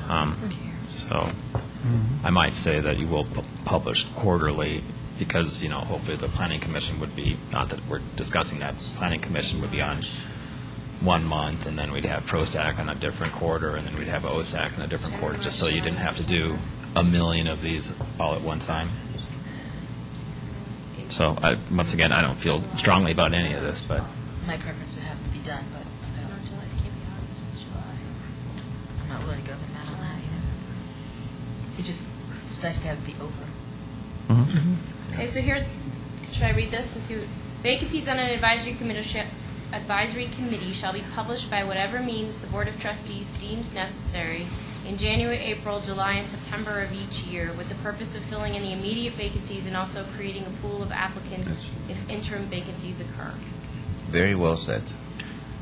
Okay. Sold, yes. So if somebody wants to apply mid-quarter, they wait till the quarter, or they can still apply and be interviewed in between? Yeah, I mean, it's just a publication. Okay. saying- Requirement. So this is just a publication, yeah. Yeah. The more the better, yeah. So let's say you've got a committee that there is nobody in the pool of candidates for, and somewhere other than Jan, whatever you said, Jan, April, whatever. Yeah. Do you then need the language in here about posting for 14 days, or do you simply leave Unless that? you want it. I mean, you don't have to have it. How do you, Trustee Hansen mentioned, somebody could submit their application at any time throughout the Right. year. If somebody moves in Superior in August, for example, and wants to get involved immediately in the community, he can come to you and say, what do you have available for volunteer, right? And I could say, well, yeah, we have openings in these committees, Right. or no, but give me your Resume application. and, right, And in application, 3 yeah. months, we'll have another public. I'm actually coming at it from the other end. You have a vacancy on ProStac and nobody in the pool. Do you wait till to that normal quarter to where you would announce that? Let's say the vacancy occurs in May. You've just announced in April without success, you've got the vacancy in May. Do you wait till July to put out another notice, or do we, as a board, want to say there is a requirement, then they go out to the public via whatever means we deem necessary immediately, and do that for 14 days to try to generate some interest? It seems like then we're where we are now, but we're We pretty close can to where we are add now. that, I mean, if the board chooses, we can add that language in Yeah. with regard to vacancies. Yeah. And I at don't least- think that, I'm actually, maybe intuitively, instinctively, I'm a little bit more in favor of the Jan-July thing than I am the quarterly thing. So I don't know if everybody else is okay with the quarterly or prefers the quarterly. no, January, July is fine. January, July is fine. just as long as you know that you'll remember the people that you interviewed for somebody 6 months previously. No. Well, you better take notes when you do that. Yeah. A plus, B minus. But if we do Jan-July, then it seems to me the 14-day laden ridge has to stay in for those interim appointments if they're not appropriate or interested people in the pool. So it looks more like a 1A, 1B, that there's language underneath. I mean, even if there's One. an opening in ProSec for a couple of months, that's ProSec still continues to function. If you had like a massive exodus, and you only had to, that's different. As long as you're close to a quorum, you've got a quorum. Exactly, exactly. That's the problem. Right. And the board can always make an exception Right. and request that a publication be sent out if you had something. Okay, the exception would be a massive, everybody resigns, they're all Right. fed up and they're all done. That'd be a whole different story, but that's not, Well, probably not we're going to going to have, the next section deals with potential exceptions. happen. It does? All right, let's move on then. Well, like where they're going to come from. For example, removal is, Well, and maybe the language should say at least in Jan and July. Yeah. Or, I at think there's room least for the quarterly. 14-day notice for some kind of emergency actions. Yeah, I just There you put for go. interim vacancies, notice of the vacancy shall be published by whatever means the Board of Trustees deems necessary for at least 14 days. Yeah.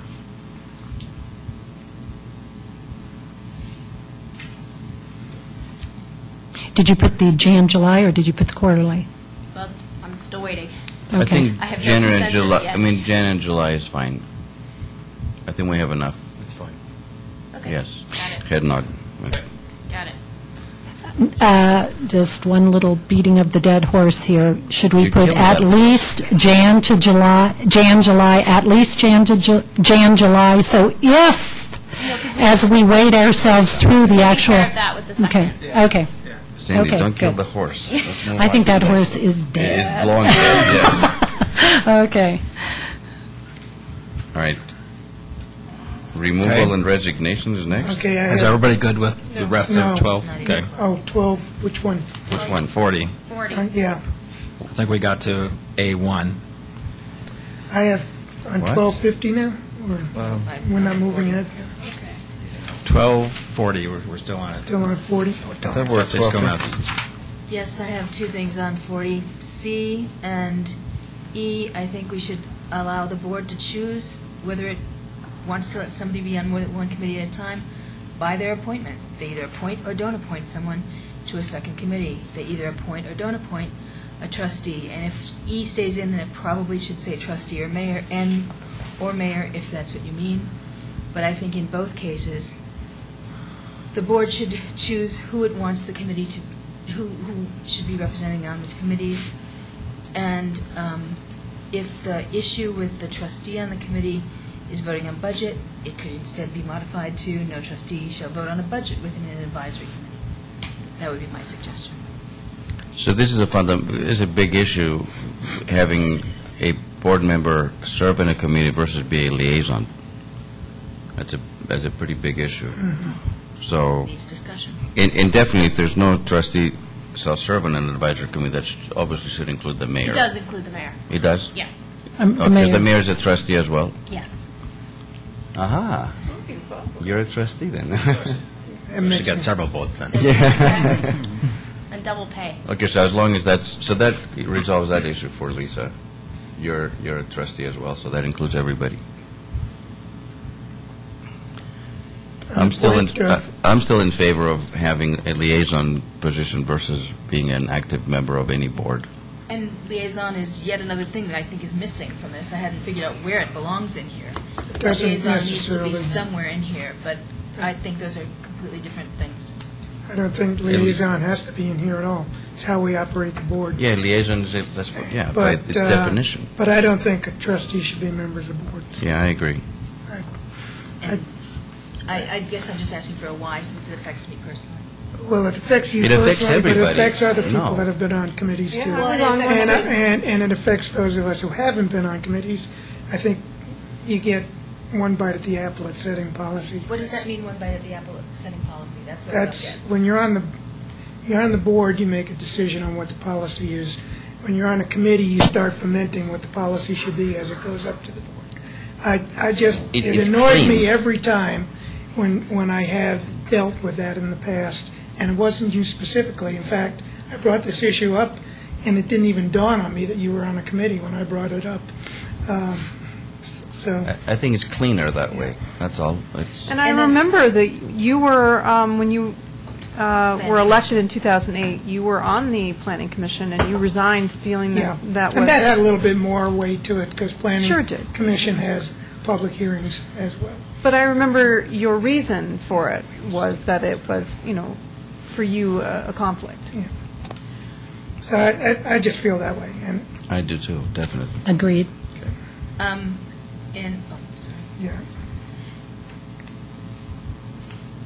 I guess from my I know that we don't have to put the liaison in there, but I think it would make sense, it would indicate that the board wants enhanced communication with its advisory committees, and thus we would want liaisons to advisory committees in general. So I think it would be actually And it's also really important, I think, to make sure that what are going to be our procedures if a committee isn't happy with the liaison it's got, or something like, or what the duties are, and how do we clarify that? There's That's two what's ways really to deal with important. this. We could either put it in this ordinance, or you could set, when you set the establishing resolution for each committee, talk about whether or not that committee has a trustee liaison. It's up to you, or we can do it in here and make it one rule. But if it might change from committee to committee, it might make more sense to do it in the establishing resolution, and then when you set up the committee, you say, the Board of Trustees shall name a liaison to this committee. It's entirely Would there be some committees that don't have a liaison then? I don't know, that's really your You have choice. flexibility to choose if there's a committee. Well, it's interesting because, this isn't Planning Commission here either, but the Planning Commission, Joe, I never know, are you officially a liaison to the I'm a Planning Commission or liaison, not? but there's no real role for that in the planning commission. Right, right. They sit up here and they have a meeting, and there's no place for a liaison. Right, because you in fact have to be independent. Yeah. Right. Lisa? It still leaves the issue of C, which is the part about whether one person can be on more than one committee at a time, because we'd had some discussion about, there's some committees, there aren't very many people on them, and do we want to make exceptions, or whatever, and so, again, it seems to me it's a choice. I kind of, I'm sorry, I was about to agree with you. Choice, it seems to me it's a choice in the appointment by the board, and it shouldn't necessarily be squashed here, but you can just choose in your vote to say, I don't like the idea of somebody being on more than one board. Committee.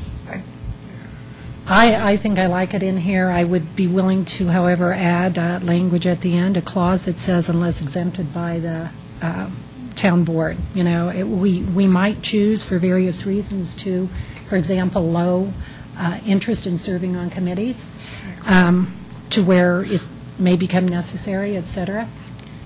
It does say is established, it does provide an exception for if you put it in the establishing resolution again. So we could, if the board wanted, that could be changed to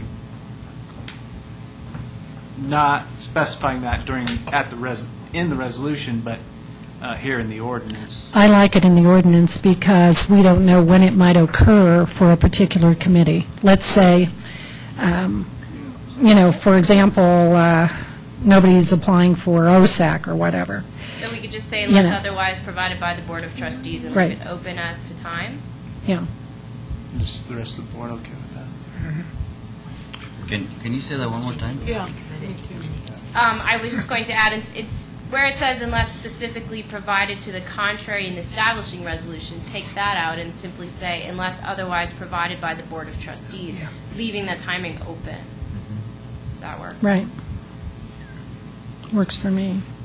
And then, so the appointment would serve as, but I think that's a very good point. We're actually having trouble filling a particular committee, and one of the choices will be, right now that we're facing, is somebody who'd be on more than one committee. Well, we had a couple of applicants tonight that were interested in RCAT. I think Yes, that's and one right. of them's on another committee. Right. What did you say, Lisa? So, One of them I guess is my on other, another committee. so my question is about the liaison, and I think we should establish a liaison person in here, but we should also say something like what their duty is, or something, that other than just there will be a liaison or something, and maybe, I don't know, I'd like to see something, some language in here about liaison. I don't see any issue with adding something in here about the liaison. I think that makes sense. I don't know if we want to define what the liaison's role is in here, because that would be, I think, defined somewhere else. But I don't have an issue at all with putting a liaison in there, a reference to the liaison. So we could change E to add, provided that the board may appoint a trustee to serve as a liaison to any advisory committee? Say that again? So, They don't, yeah. No trustee shall serve on an advisory committee. Provided that the Board of Trustees may appoint a trustee to serve as a liaison to any advisory committee. I think what you're missing is no trustee shall serve on an advisory committee as a voting member. Well, serving means a voting member. A liaison is With not the a exception voting of as a liaison or something. Yeah, I mean, I would make it a separate item, because to say that the liaison serves on the committee by that clause, I think is inaccurate. They don't serve on the committee. They serve, a liaison is the, what word would you prefer? Also, the liaison is fairly new. We haven't had it for very long. What, 2 years? We've called them that. We've only called them that for 2 years, but there have been people that represented pretty much every committee on the board for decades, sort of. And then In a brought forward formal what- capacity? It wasn't called that. Okay, what was it? Well, let's see. Karen represented what was being said in the Pro-Stack committee for quite some time. And, yeah, so It wasn't called anything in It particular. wasn't, Just okay. people just, we all I'm said. saying is we didn't call it that. Okay, so it wasn't anything formal. As it is now, it's a very formal process that we appoint, yearly a liaison. Isn't that correct? Last That 2 is years? correct. Okay. And was that board policy? How did that get implemented? It was done to improve communication between the board and the committees. So is there any documentation on that? I mean, there's meeting documents from the former manager's communication plan. Okay, so That was there part of isn't that. any formal policy on No. that? Okay. Other than the board making the appointments, or making the selection for the liaison. So we could make a separate section that says the Board of Trustees may appoint one of its members as a liaison to any advisory committee to serve as a non-voting participant. that's somewhat, I wrote here, at his or her discretion, the mayor may appoint a board liaison. Is it the mayor, or is it the, Board. I'd be happy to do that, but. okay, the board that's in- may appoint? Yeah, I would recommend the board because it hasn't been. Okay. When I have come to the point where I Okay. appoint. The board may appoint a liaison to a have it. committee who will serve as a communications link between the committee and the board. To me, I sort of more narrowly restricted the communications link rather than a non-voting member, which then could help to set policy but not vote on it. So I sort of like the communications link. I like that, too. So, okay, I preferred the other language. That sounded good to me. which one? What Sandy said. What is it? Can you repeat it? Can you repeat it? Yeah, I think, Okay, at their discretion, the Board of Trustees may appoint a liaison to a committee. Period. This liaison will serve as a communication link between the committee and the board. I'm fine, yeah, that sounds good. He really defines what the role is. You know what the role is? As well as determining any current board may decide or not decide. What do you mean? Well, I mean, she said may, it doesn't say required. Right. So the Yeah, Board of just- Trustees may yeah. appoint one of its members as a liaison to any advisory committee to serve as a communication link between the advisory committee and the Board of Trustees. Correct. I just added that as a new subsection H, Correct. Okay. because you didn't want it to go with E, correct? Correct. 21250? No, hold on, I'm sorry. Man. So, we had discussion in the past, though, it came up that Pro-Stack and OSAC chairs will serve as non-voting liaisons to the other committees. That was discussed in the past. Are we going to let that die, or are we going to pursue that? That's in I here don't think we should somewhere. have that link. I think they should be independent committees. Every committee is independent. That's the way I'm it good should with stay. independence. Okay. I agree. So the Oh, yeah. OSAC chair won't be, okay, that's fine.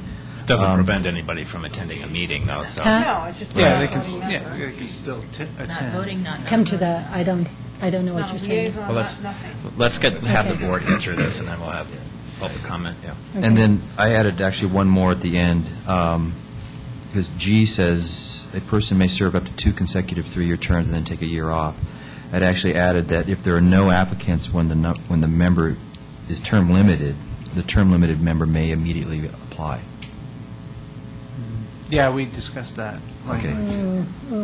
But then what's the point of having a term limit then? To Well, force you if to we make have the no decision. applicants at all for that, for the Then you're position, allowed, then, well, we leave it at the board's discretion to allow that person to apply. Only if But that defeats the the appropriate whole- methods have been followed to try to Yeah. get, to fill that position through, through the communications links and the recruiting, because that Yes, must I agree. occur before that person can reapply. As As long as the we- whole idea of a, As long as we followed, by definition it does, nullify the whole time term limit. That means it's probably, the 1 year in between is probably rather pointless then, right? That's my whole point. No, I don't think I so. don't think so at all. So, because the concept would be that it forces the board to make a decision that at the end of 3 years, we have to find new people to put on that. If we So, can't. if you can't, then you Then can you have the option. to reappoint somebody who's a Instead currently of serving doing it. member. And you're already automatically advertising those January, vacancies July. ahead of time. The term limits are going to be vacancies in your. I just had issue with Chris's word immediate, may immediately reapply. I want that Maybe reapplication only after the proper recruiting has been done. But you guys, All of it's this fine. idea of term limits doesn't apply anywhere else. Think about any form of government. I ran for president, I ran for 8 years, Are nobody you else is term running. limited? Yes, Okay. that's And my nobody point. else ran for president? No, even, forget us. I'm just saying. Yeah, exactly. The Nobody, situation it's is, the same thing, if right? no one else runs, Nobody, that's the situation. term limited a trustee, nobody else runs, and I get this, that's not right, though. That's the whole idea of term we're not limits. It's doing not saying that you trustees. have to appoint them, it's saying that they can rerun. After there's a break.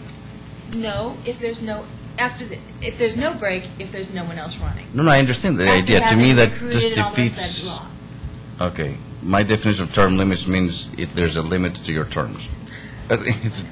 You mean, there's no gray area, it's just black and white for you. That's what that means, though.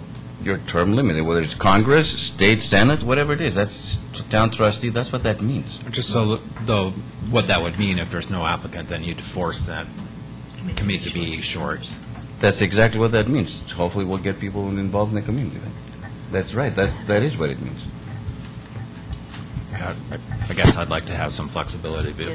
about appointing somebody if we couldn't find anybody, no matter what we did. I'm just stating the facts. You guys can do whatever you want. Just saying Right. term limits is term limits. So that's all I'm saying. I understand where you're If coming there's from. nobody wants to run, then I think we should. Like I think theoretically, you I also have to look Happily at welcome someone who future wants to boards. serve. 50 years from now. You forget tie their 50 hands. years from now. You're not tying anybody's hands. I'm just saying that's what term limits. I'm- Otherwise, don't even have that. I'm okay with a comma as long as all other recruitment mechanisms have been Maybe if the exhausted. vacancy is, existed for more than X number of months, or That's 3 months, a 6 months, possibility. whatever. a year. A year. A year. That works. Here's what I thought is if an advisory committee member is term limited under this subsection and the Board of Trustees is unable to appoint any other person to fill the vacancy on the affected committee, the Board of Trustees may reappoint the term limited member. Well, I use the unable to, basically, unable to being For any followed reason. all of your procedures and you can't find anyone else to do it because no one else is volunteering. It's that good a job. Who's okay with that language? Fine. Yeah, that's good. It's fine. Okay? Okay. Oh, it's okay. I know what I'm saying is right. You guys can go ahead where you want. It doesn't matter. I'm okay with how you I voted. completely agree with you. Thank you. Sorry. There's a sane almost voice term here. limited. Yeah, it's almost, exactly. It's an almost term limited. Right, it's That's not a exactly full term. right. So there you have it. That's it. Let's move on. Moving right along. All right. Removal and resignation. 50. I have something about 50. Me too. Do you? All right, who wants to start? I'll start. Okay. So, under B, You're way ahead of me. well, that's okay. We can back up again, but Okay.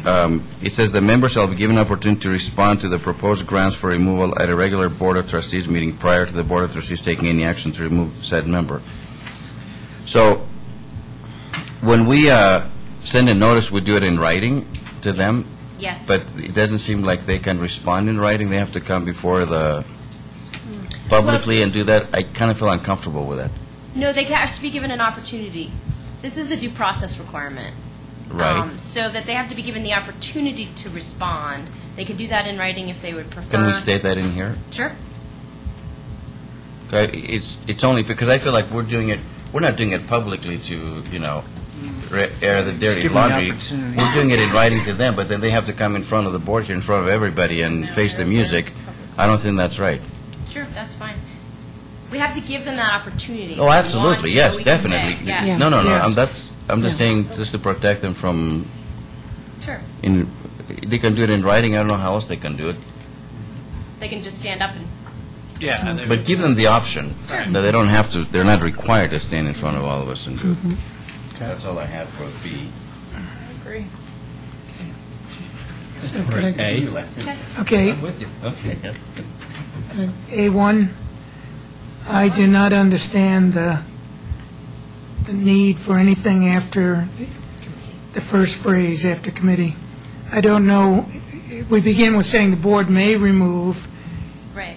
and then 3 consecutive meetings, unless we specifically take action to the contrary. I agree with you. Yeah, because, So what was that all about?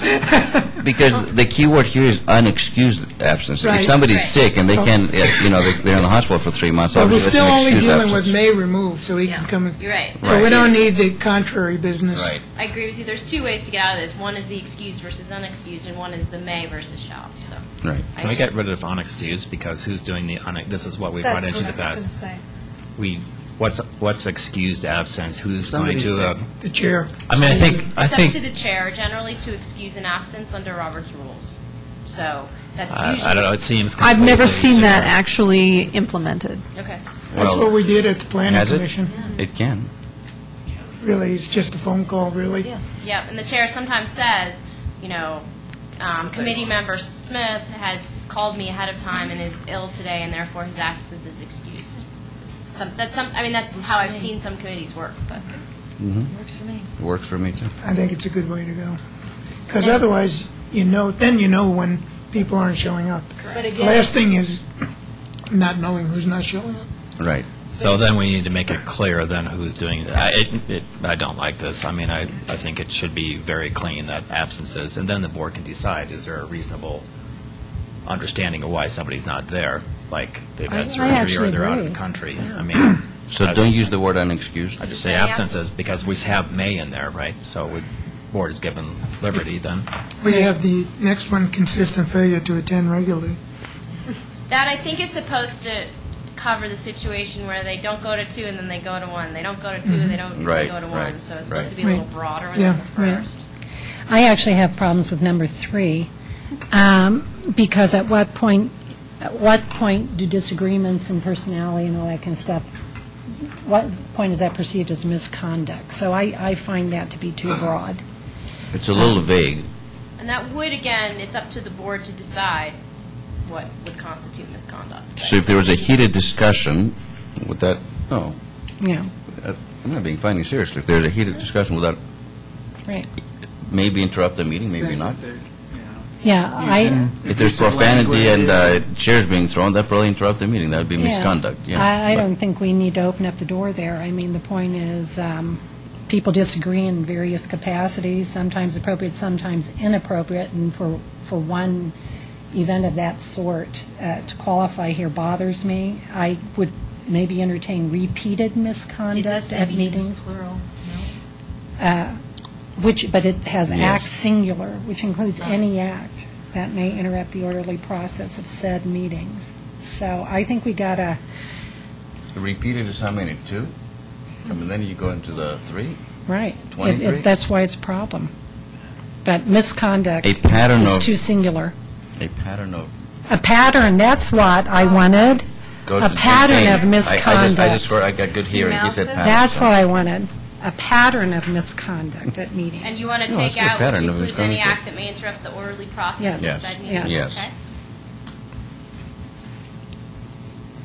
Got it? And we could be done with 50, believe it or not. 4. We did B. Anything else on 50? No? 60. 60 officers. 60, yeah. I got at least a couple in So in A. C, I think that that's a lot of responsibility for the secretary, and I would like to make it a little bit, I mean, I don't know which other committees have Well, staff taking the bulk of the meeting. Yeah, I mean, we could just, I don't mind there being a secretary position, but that's a lot of I agree. responsibility. typically staff's the one that takes the minutes. I actually and puts them mind- That's so together. true. I- So I would get rid How of would it. you, how would you say it Yeah, then? then I would You say- eliminate C. You would- Eliminate yeah. C. Eliminate C. That's my suggestion. Well, that's one way to do it. Yeah. I would have just said responsible for Staff shall be keeping responsible. records of the meetings. That's what I would have said. And make it a little less onerous sounding. I would Rather eliminate strike the it. first part and Strike just it say from the- staff shall be responsible for keeping a Yeah. full and accurate summary account and record of all meetings. That I makes it think I would easier. move that to the next section under meetings because it would no longer be an officer. But we can Oh, you're right. That's Okay. good. So take C out. Did you have A? I did in A, yeah. Each advisory committee shall be led by a chair who shall be elected by a simple majority of the entire committee. And then at the end of that sentence, I wanted to put chairs are not prohibited from being reelected each year. So the chairs aren't term limited after 1 year. They could be reelected again. I think we need to Where spell does it that say out. that It they are doesn't term say that they limited? are I don't think they are. No, he's saying It doesn't. add that. I'm just saying add that. I say we should add, chairs are not prohibited from being There shall be reelected no each year. limit? Okay. Oh, yeah. Well, no limit sounds a little excessive. Yeah, but I mean, the I don't committee think- can Maybe we vote. should have a, How did you say that, Chris, Maybe again? I said chairs are not prohibited from being reelected each year. Right. Or just say there are no term limits for chairs. well, I think there's a difference between no term limits and And not prohibited, and yeah. not I like not Chris's more. requiring every year They would be replacement. term limited after 2 terms of 3 years. So, Unless nobody showed up, and they can Right. have chairs forever. And the other thing you mentioned in there that I'm not sure the rest of the board By simple heard was. majority of the entire Right, committee. elected which by is an issue. the simple majority. Is right. that a Of bad the thing? entire committee, Of the which entire- means what if you don't get the entire committee showing up all the time, and all that sort of thing. So I think that's a dangerous thing. I think But Yeah, we discussed it the last time, that we would try to have it in the second meeting if there wasn't a quorum or something, that we would do it in the next meeting by simple majority, of the members present or something like that, but you can't say the entire committee. Unless you allow a vote to be cast by those who can't be in attendance. But you didn't. Town staff and not a committee. So that a vote is cast by each person. Okay. Before that second. yes, Carol.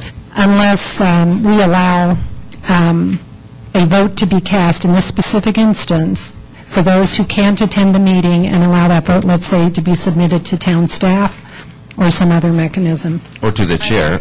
Well, the chair maybe has a vested interest, town manager wouldn't.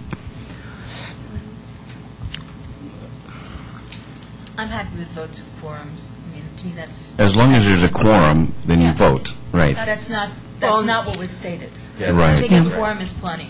A quorum is plenty. But that's how you run the committee. The committee votes by... Because if you don't have a quorum, you're not going to vote, right? Well, You're not even going to have a meeting, so there you have it, so. Well, guys, the math of that works out, though, that on a 9-member committee, the chairman can be elected by 3 votes, because a quorum's 5, a majority of 5 is 3. So do you want the chairman of a committee to be able to be elected by 3 people? I personally feel uncomfortable with that. But if people don't show up, then that's their issue. Well, it may simply be the timing of the February meeting. My experience is the person who's not there is usually elected chairman.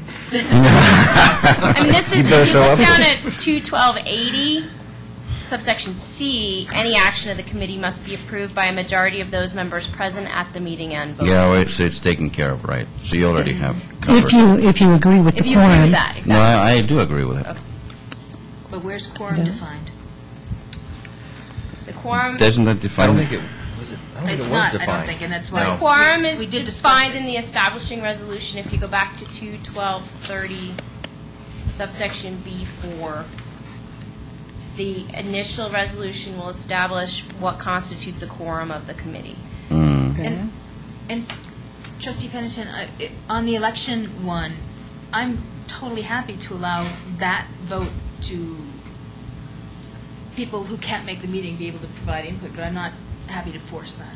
So I think if somebody who can't be there because they're ill in the hospital or whatever wanted to vote for, well, but then it's really hard because then if somebody nominates from the floor, I don't think it can work. So I don't think that can work. I mean, if we're not here, we can't vote on anything. I go back to quorum. Right? If we're not here, we can't vote on anything, so it's the same thing. As long as there's a quorum, they vote. Whoever's present, and then majority. May I ask one quick question? I'm sorry. Did you want a vice chair to be able to serve for more than one term as well as the chair? I had that notated in B, yes. I agree with that. Where do you find that? Next. On B? B, it'd be added B. Yeah. Okay, thank That'd you. be mad. But it's still in there says they have to be elected each year, right? Mhm. Thanks. For a one-year term. Yeah, thanks. So, Keep moving. Well, another way to do this on A is to say shall be nominated at the first meeting of each calendar year and elected at the second meeting, so that in fact there is full knowledge of who is on the slate. I am just uncomfortable with having 3 people, by virtue of timing and conflicts, to be out of town and everything, to have the crucial chairmanship selected by potentially 3 of 9 members. But if it's important to them, Well, people will show up. What if their commitments make them be out of town? I mean, there are times when you simply can't show up. Yeah, but If there's a quorum, then if you don't make a quorum, then it carries You- over. But exactly. if you make a quorum, That's- it should be the people who are I agree. there. But I do think, I also don't want to restrict, I want it to be advertised in January. But if someone wants to self-nominate in February before the vote happens, I think that's their right. So I wouldn't want to say you have to Oops, you necessarily missed it, declare in right. January. You can declare in January or February, or first or second, whatever, however you choose to call it. That's fine. so So, we have nominations to occur in January, vote in February, Unless there's no quorum. unless there's no quorum, a majority of the well, I think we should say nominated at the first meeting, elected at the second meeting. So Right. that- But I think they should be Under able to nominate quorum. in the second meeting as well. That's the way every Oh, well, that I've never is- seen an election that doesn't say, are there any nominees from the floor? How about the presidential election? I mean, there are... So somebody shows up in February and says, I want to nominate myself? Because there was room for Somebody shows up in write-ins. February and can do I that? couldn't be there in January, and I've thought about it, and I want to know. I don't have any problem with that. I think I mean, So we don't change it at all then? Well, if I the may, vote takes place in to be nominated in January, if you're not able to make the January meeting, you simply send an email saying, I wish to nominate myself for this position, and you're nominated in January. So to me, you have to close nominations at some point, and I prefer that the month before, and have the vote the next month. To me, I'm very comfortable with that. I would hesitate to put months in. I'm trying to make it first meeting. First month, I'm good with You that. understand we're talking first meeting, second Okay, meeting. so- And I'm really uncomfortable with that. I think, because I thought what we were talking about before was that the January meeting would be a discussion of, getting people ready for election, and that some people could nominate themselves. By February, we'd be doing the rest of the nominations. What Sandy's saying- And the elections. What Sandy's saying, though, is what if somebody's sick in the January meeting, they can't show up? Can't they at least somehow? I think we're But I'm just saying, I don't want it to be required that they have to be all declared in January. Kidding it. Or the first. Okay, let's do the beating this consecutive. to death more Yeah. than possibly But is look at the needed. consecutive nature of a committee. If you want to have discussions, you have those discussions in December. If you don't have a December meeting, you have those discussions in November, knowing full well that these discussions have to come prior to the nominating meeting, which comes prior to the electing meeting. This is getting way... What do you recommend? Go ahead. Just This is way too complicated. We just need to have a chairman selected by the second meeting of the calendar year. Okay. How? Whether or not we need to have... By what vote? by people voting at the meeting if there's a quorum. If there's a present. quorum. Okay, let's leave it at that then. Let's. Because we just need, I mean, it's not like I agree with that. the chairman is not going to be going willy-nilly doing different things compared to, I mean, they're just running the meeting. I mean, surely we don't have to be this complex. Who's okay with that? Let's move on. Okay. That's fine. I'm perfectly fine with that. All right, the majority were at the If- market. If the board chairs have different viewpoints, we can hear it. Okay. Okay.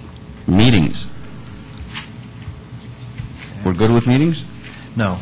I added, just so you know, I added subsection E that says town staff shall be responsible for keeping an accurate summary account and record of all meetings of the committee. So that's in there. Okay.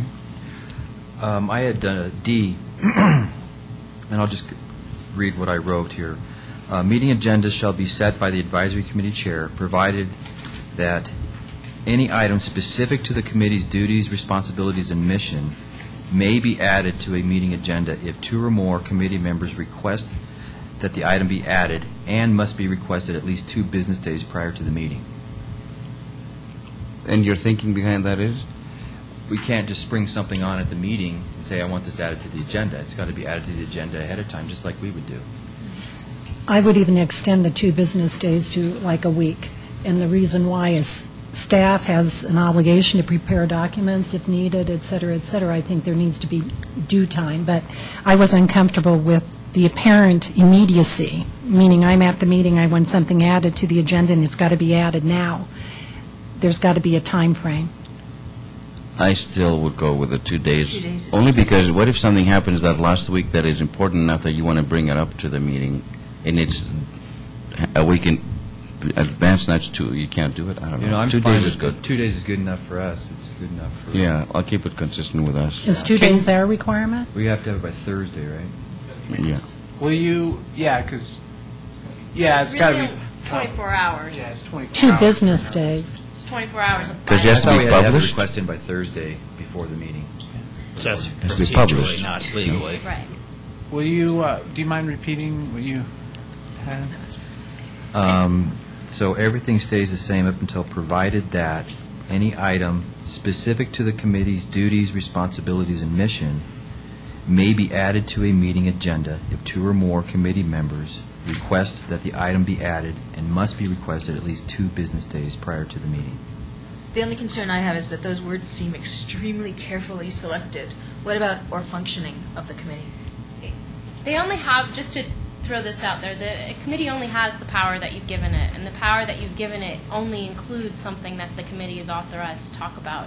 So really, and nobody can put something on an agenda that the committee is not authorized to discuss to begin with. I understand if you want to add that language, but it's already limited. Through the work plan? Yes, through the work plan. Well, I guess, so this goes back to, and this, again, this whole thing started with ProStack, and we had meetings where the issue about how these meetings are run and how ProStack is managed and all that kept coming up in the meetings, and it was very disruptive in the meetings. And we'd have meetings where we'd be talking about this subject for an hour or more. So that's why I thought it would be best if we had time to prepare for that, for issues like that. If somebody wants to talk about how the meetings are run, then let's put it on the agenda and let's everybody prepare for it and make sure we allocate time for it. Otherwise, we don't get things done. But your words don't allow for something that's about the functioning of the committee. Yours only allow the content, and that's the concern I have with the exact wording you picked. That's why I'd like to add functioning if that's what we're talking about. Your Okay. word- yeah. That's fine. That's fine. Or else leave it without, not those words, just leave it as it is. Okay. Would you rather leave it as it is or add the qualifiers? I'd like to add the qualifiers. Okay, can you repeat them again, please? So the first, but specific to the, so right after any item, specific to the committee's duties, responsibilities, and mission. And Lisa, you prefer just the word functioning? He's reading it. So what were you adding to that? Reading it. Okay. May be added to a meeting agenda if 2 or more committee members request that the item be added and must be requested At least 2 days prior to the at meeting. least 2 business days prior to the meeting. Where's your list, though? You had a list. Functioning. I did. Specific Duties, to the, responsibilities, and mission, and you wanted to add And function. Either functioning or process or something like that. duties, responsibilities, function.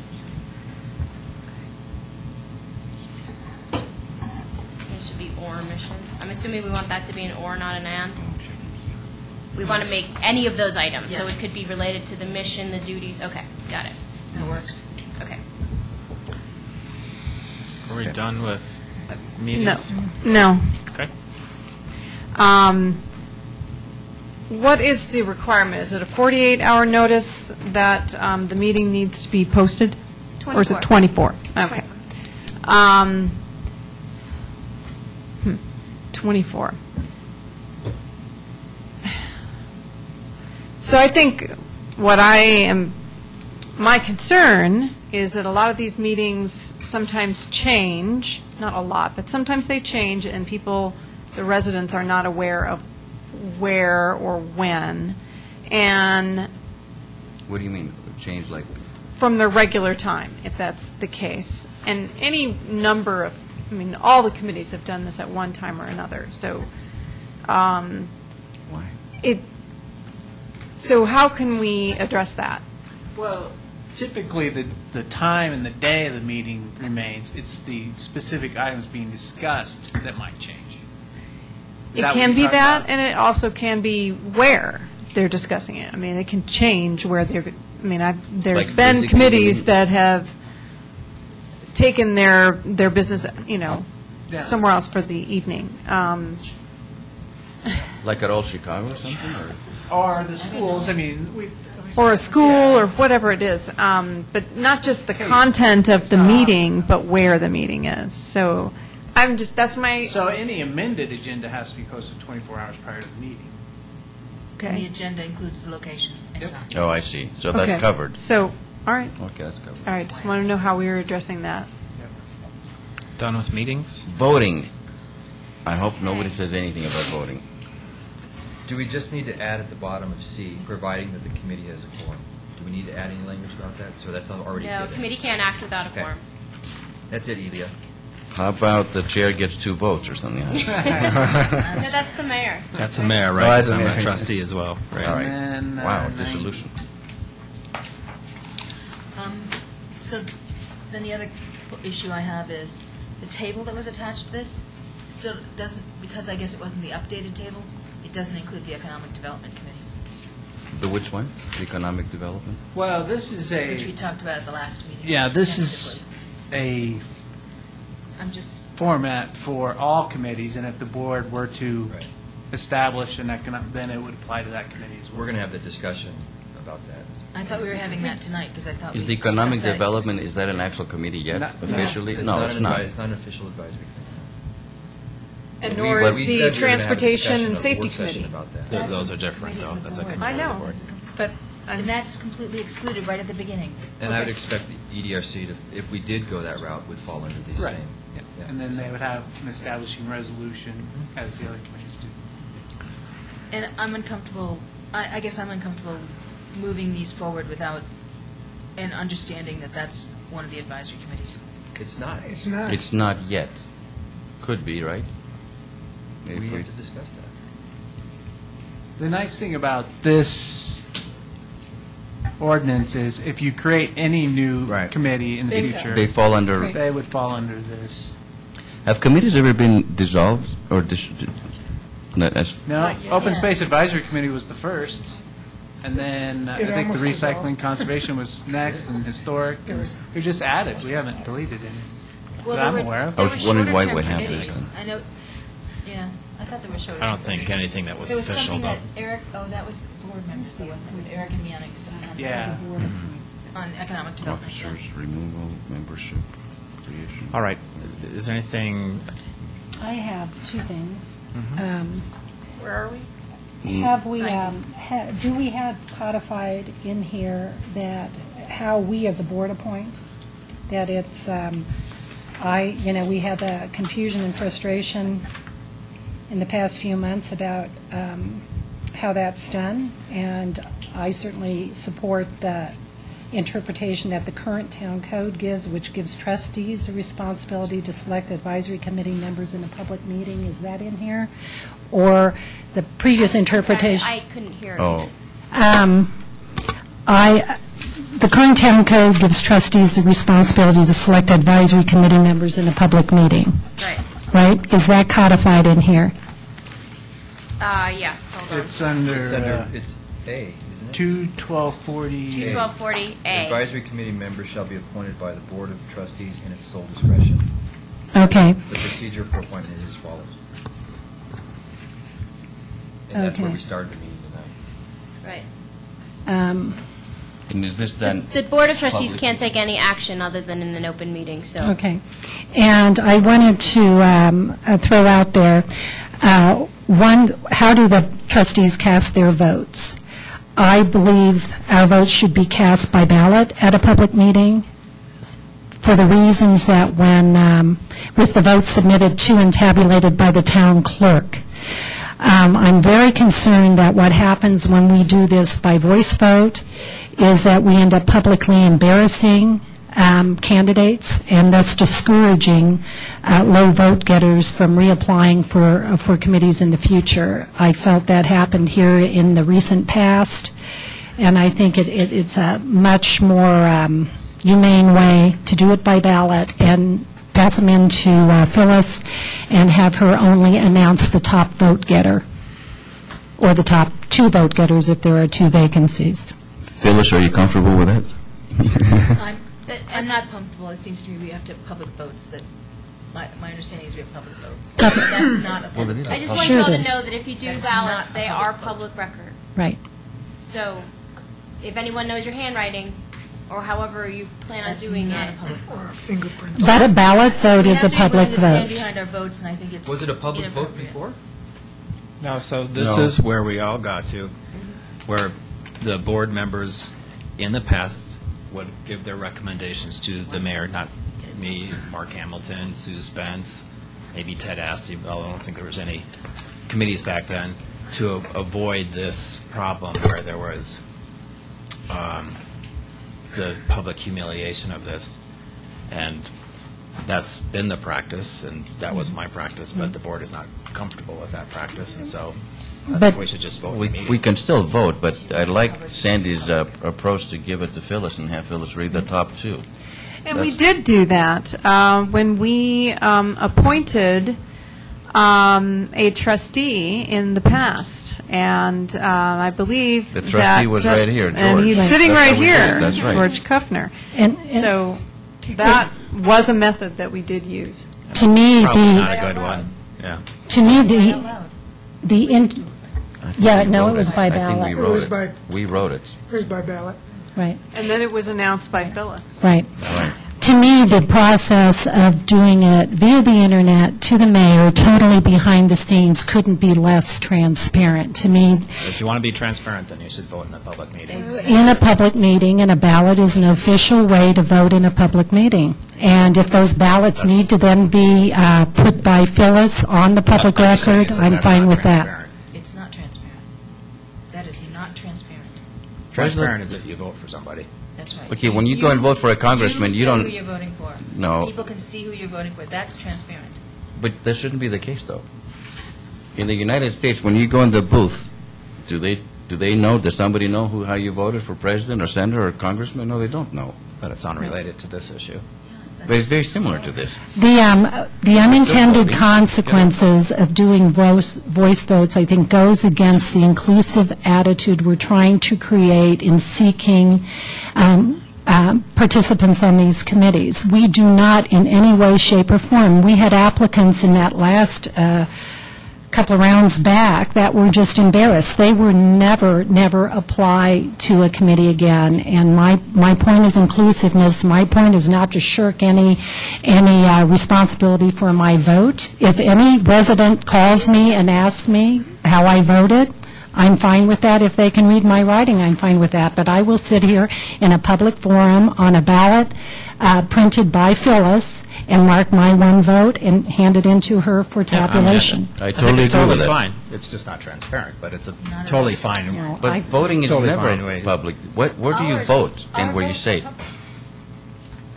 Here, right, you Our always vote- vote on This is something. not a voting booth. If somebody That's not our body. can make sure I got the right check mark, then But that's why as vote. I understand what the town attorney said, is the actual ballots that we are casting on are public record. Yes, they are. That's fine.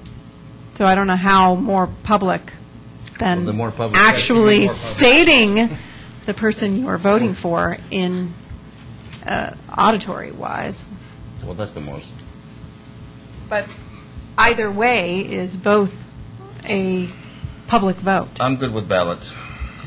You're good with Ballot. ballot? I'm good with ballots. I prefer ballots, frankly. I prefer ballots.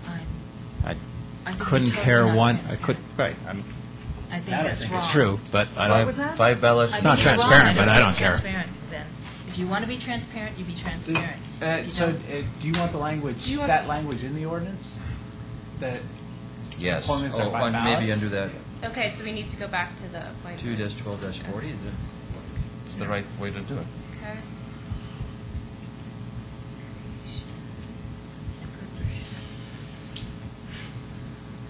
Although if you announce the results, it won't solve the embarrassment issue. Not at all. Yeah, I mean. You I announce don't the know. result of however many It solves positions our you have. embarrassment issue. Right. It doesn't solve the person's embarrassment issue Right. in the least. Sure it Well, how does. is that? fine, but I it don't doesn't get help it. them. Wrong. So if Phyllis announces The top vote getter. the top vote getter, Okay, yeah, that helps. then how is that embarrassing No, the you're others? right, that's fine. That's fine.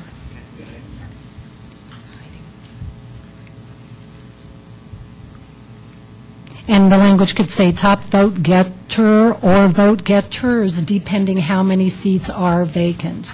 And as I recall, when we appointed a trustee in the past, Phyllis read the highest vote getter and No, I the think number she- no, I of think she said- votes she said- that they received. Right. That is what I recall. Yes. And thank you very much. Phyllis is smiling, is that not true? She didn't. She read them one by one. I read them one by one. Because I remember hearing the name, and then the name, and then the name. It was read one by one. Well, to avoid embarrassment, I would like the top vote getter or vote getter's name announced. Only. That's what I think is the most humane and the most encouraging for future committee applications.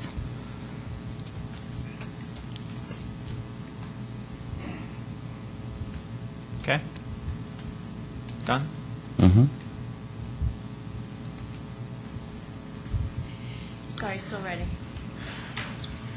Is that the last thing? I think so. The game is over. Alabama wins. All right. So this will come back at the next meeting. The establishing resolutions will be reviewed when, the subsequent meeting? Well, we have, this will be reviewed at our meeting on Thursday with the joint chairs. And then the committees, in whole, we're going to comment as well, review and comment, and then it'll be back to the board with the resolutions and the ordinance. Hopefully before July. Sorry, so there's a meeting this week, right?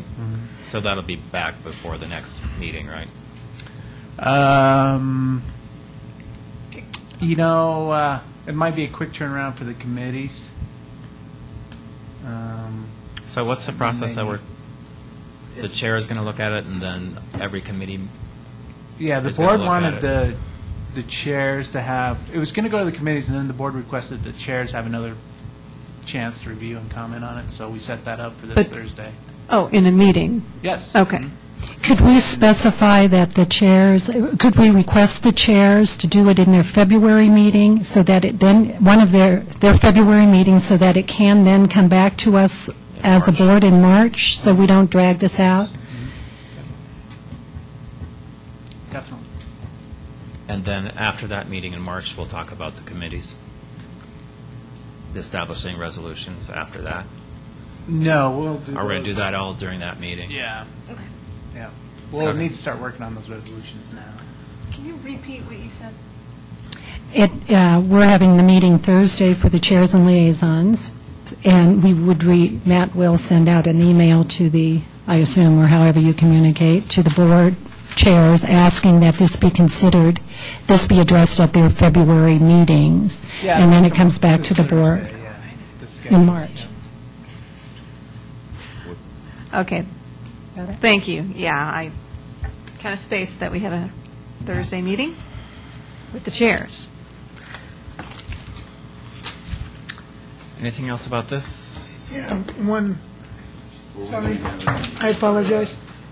Sure. What? Yeah. Since planning commission is not part of this ordinance, are we saying planning commissioners are not term limited? Joe, I would actually like to have that be our next, one of our next items, to Okay. look at that, to make sure I think we're should still we look at- comfortable.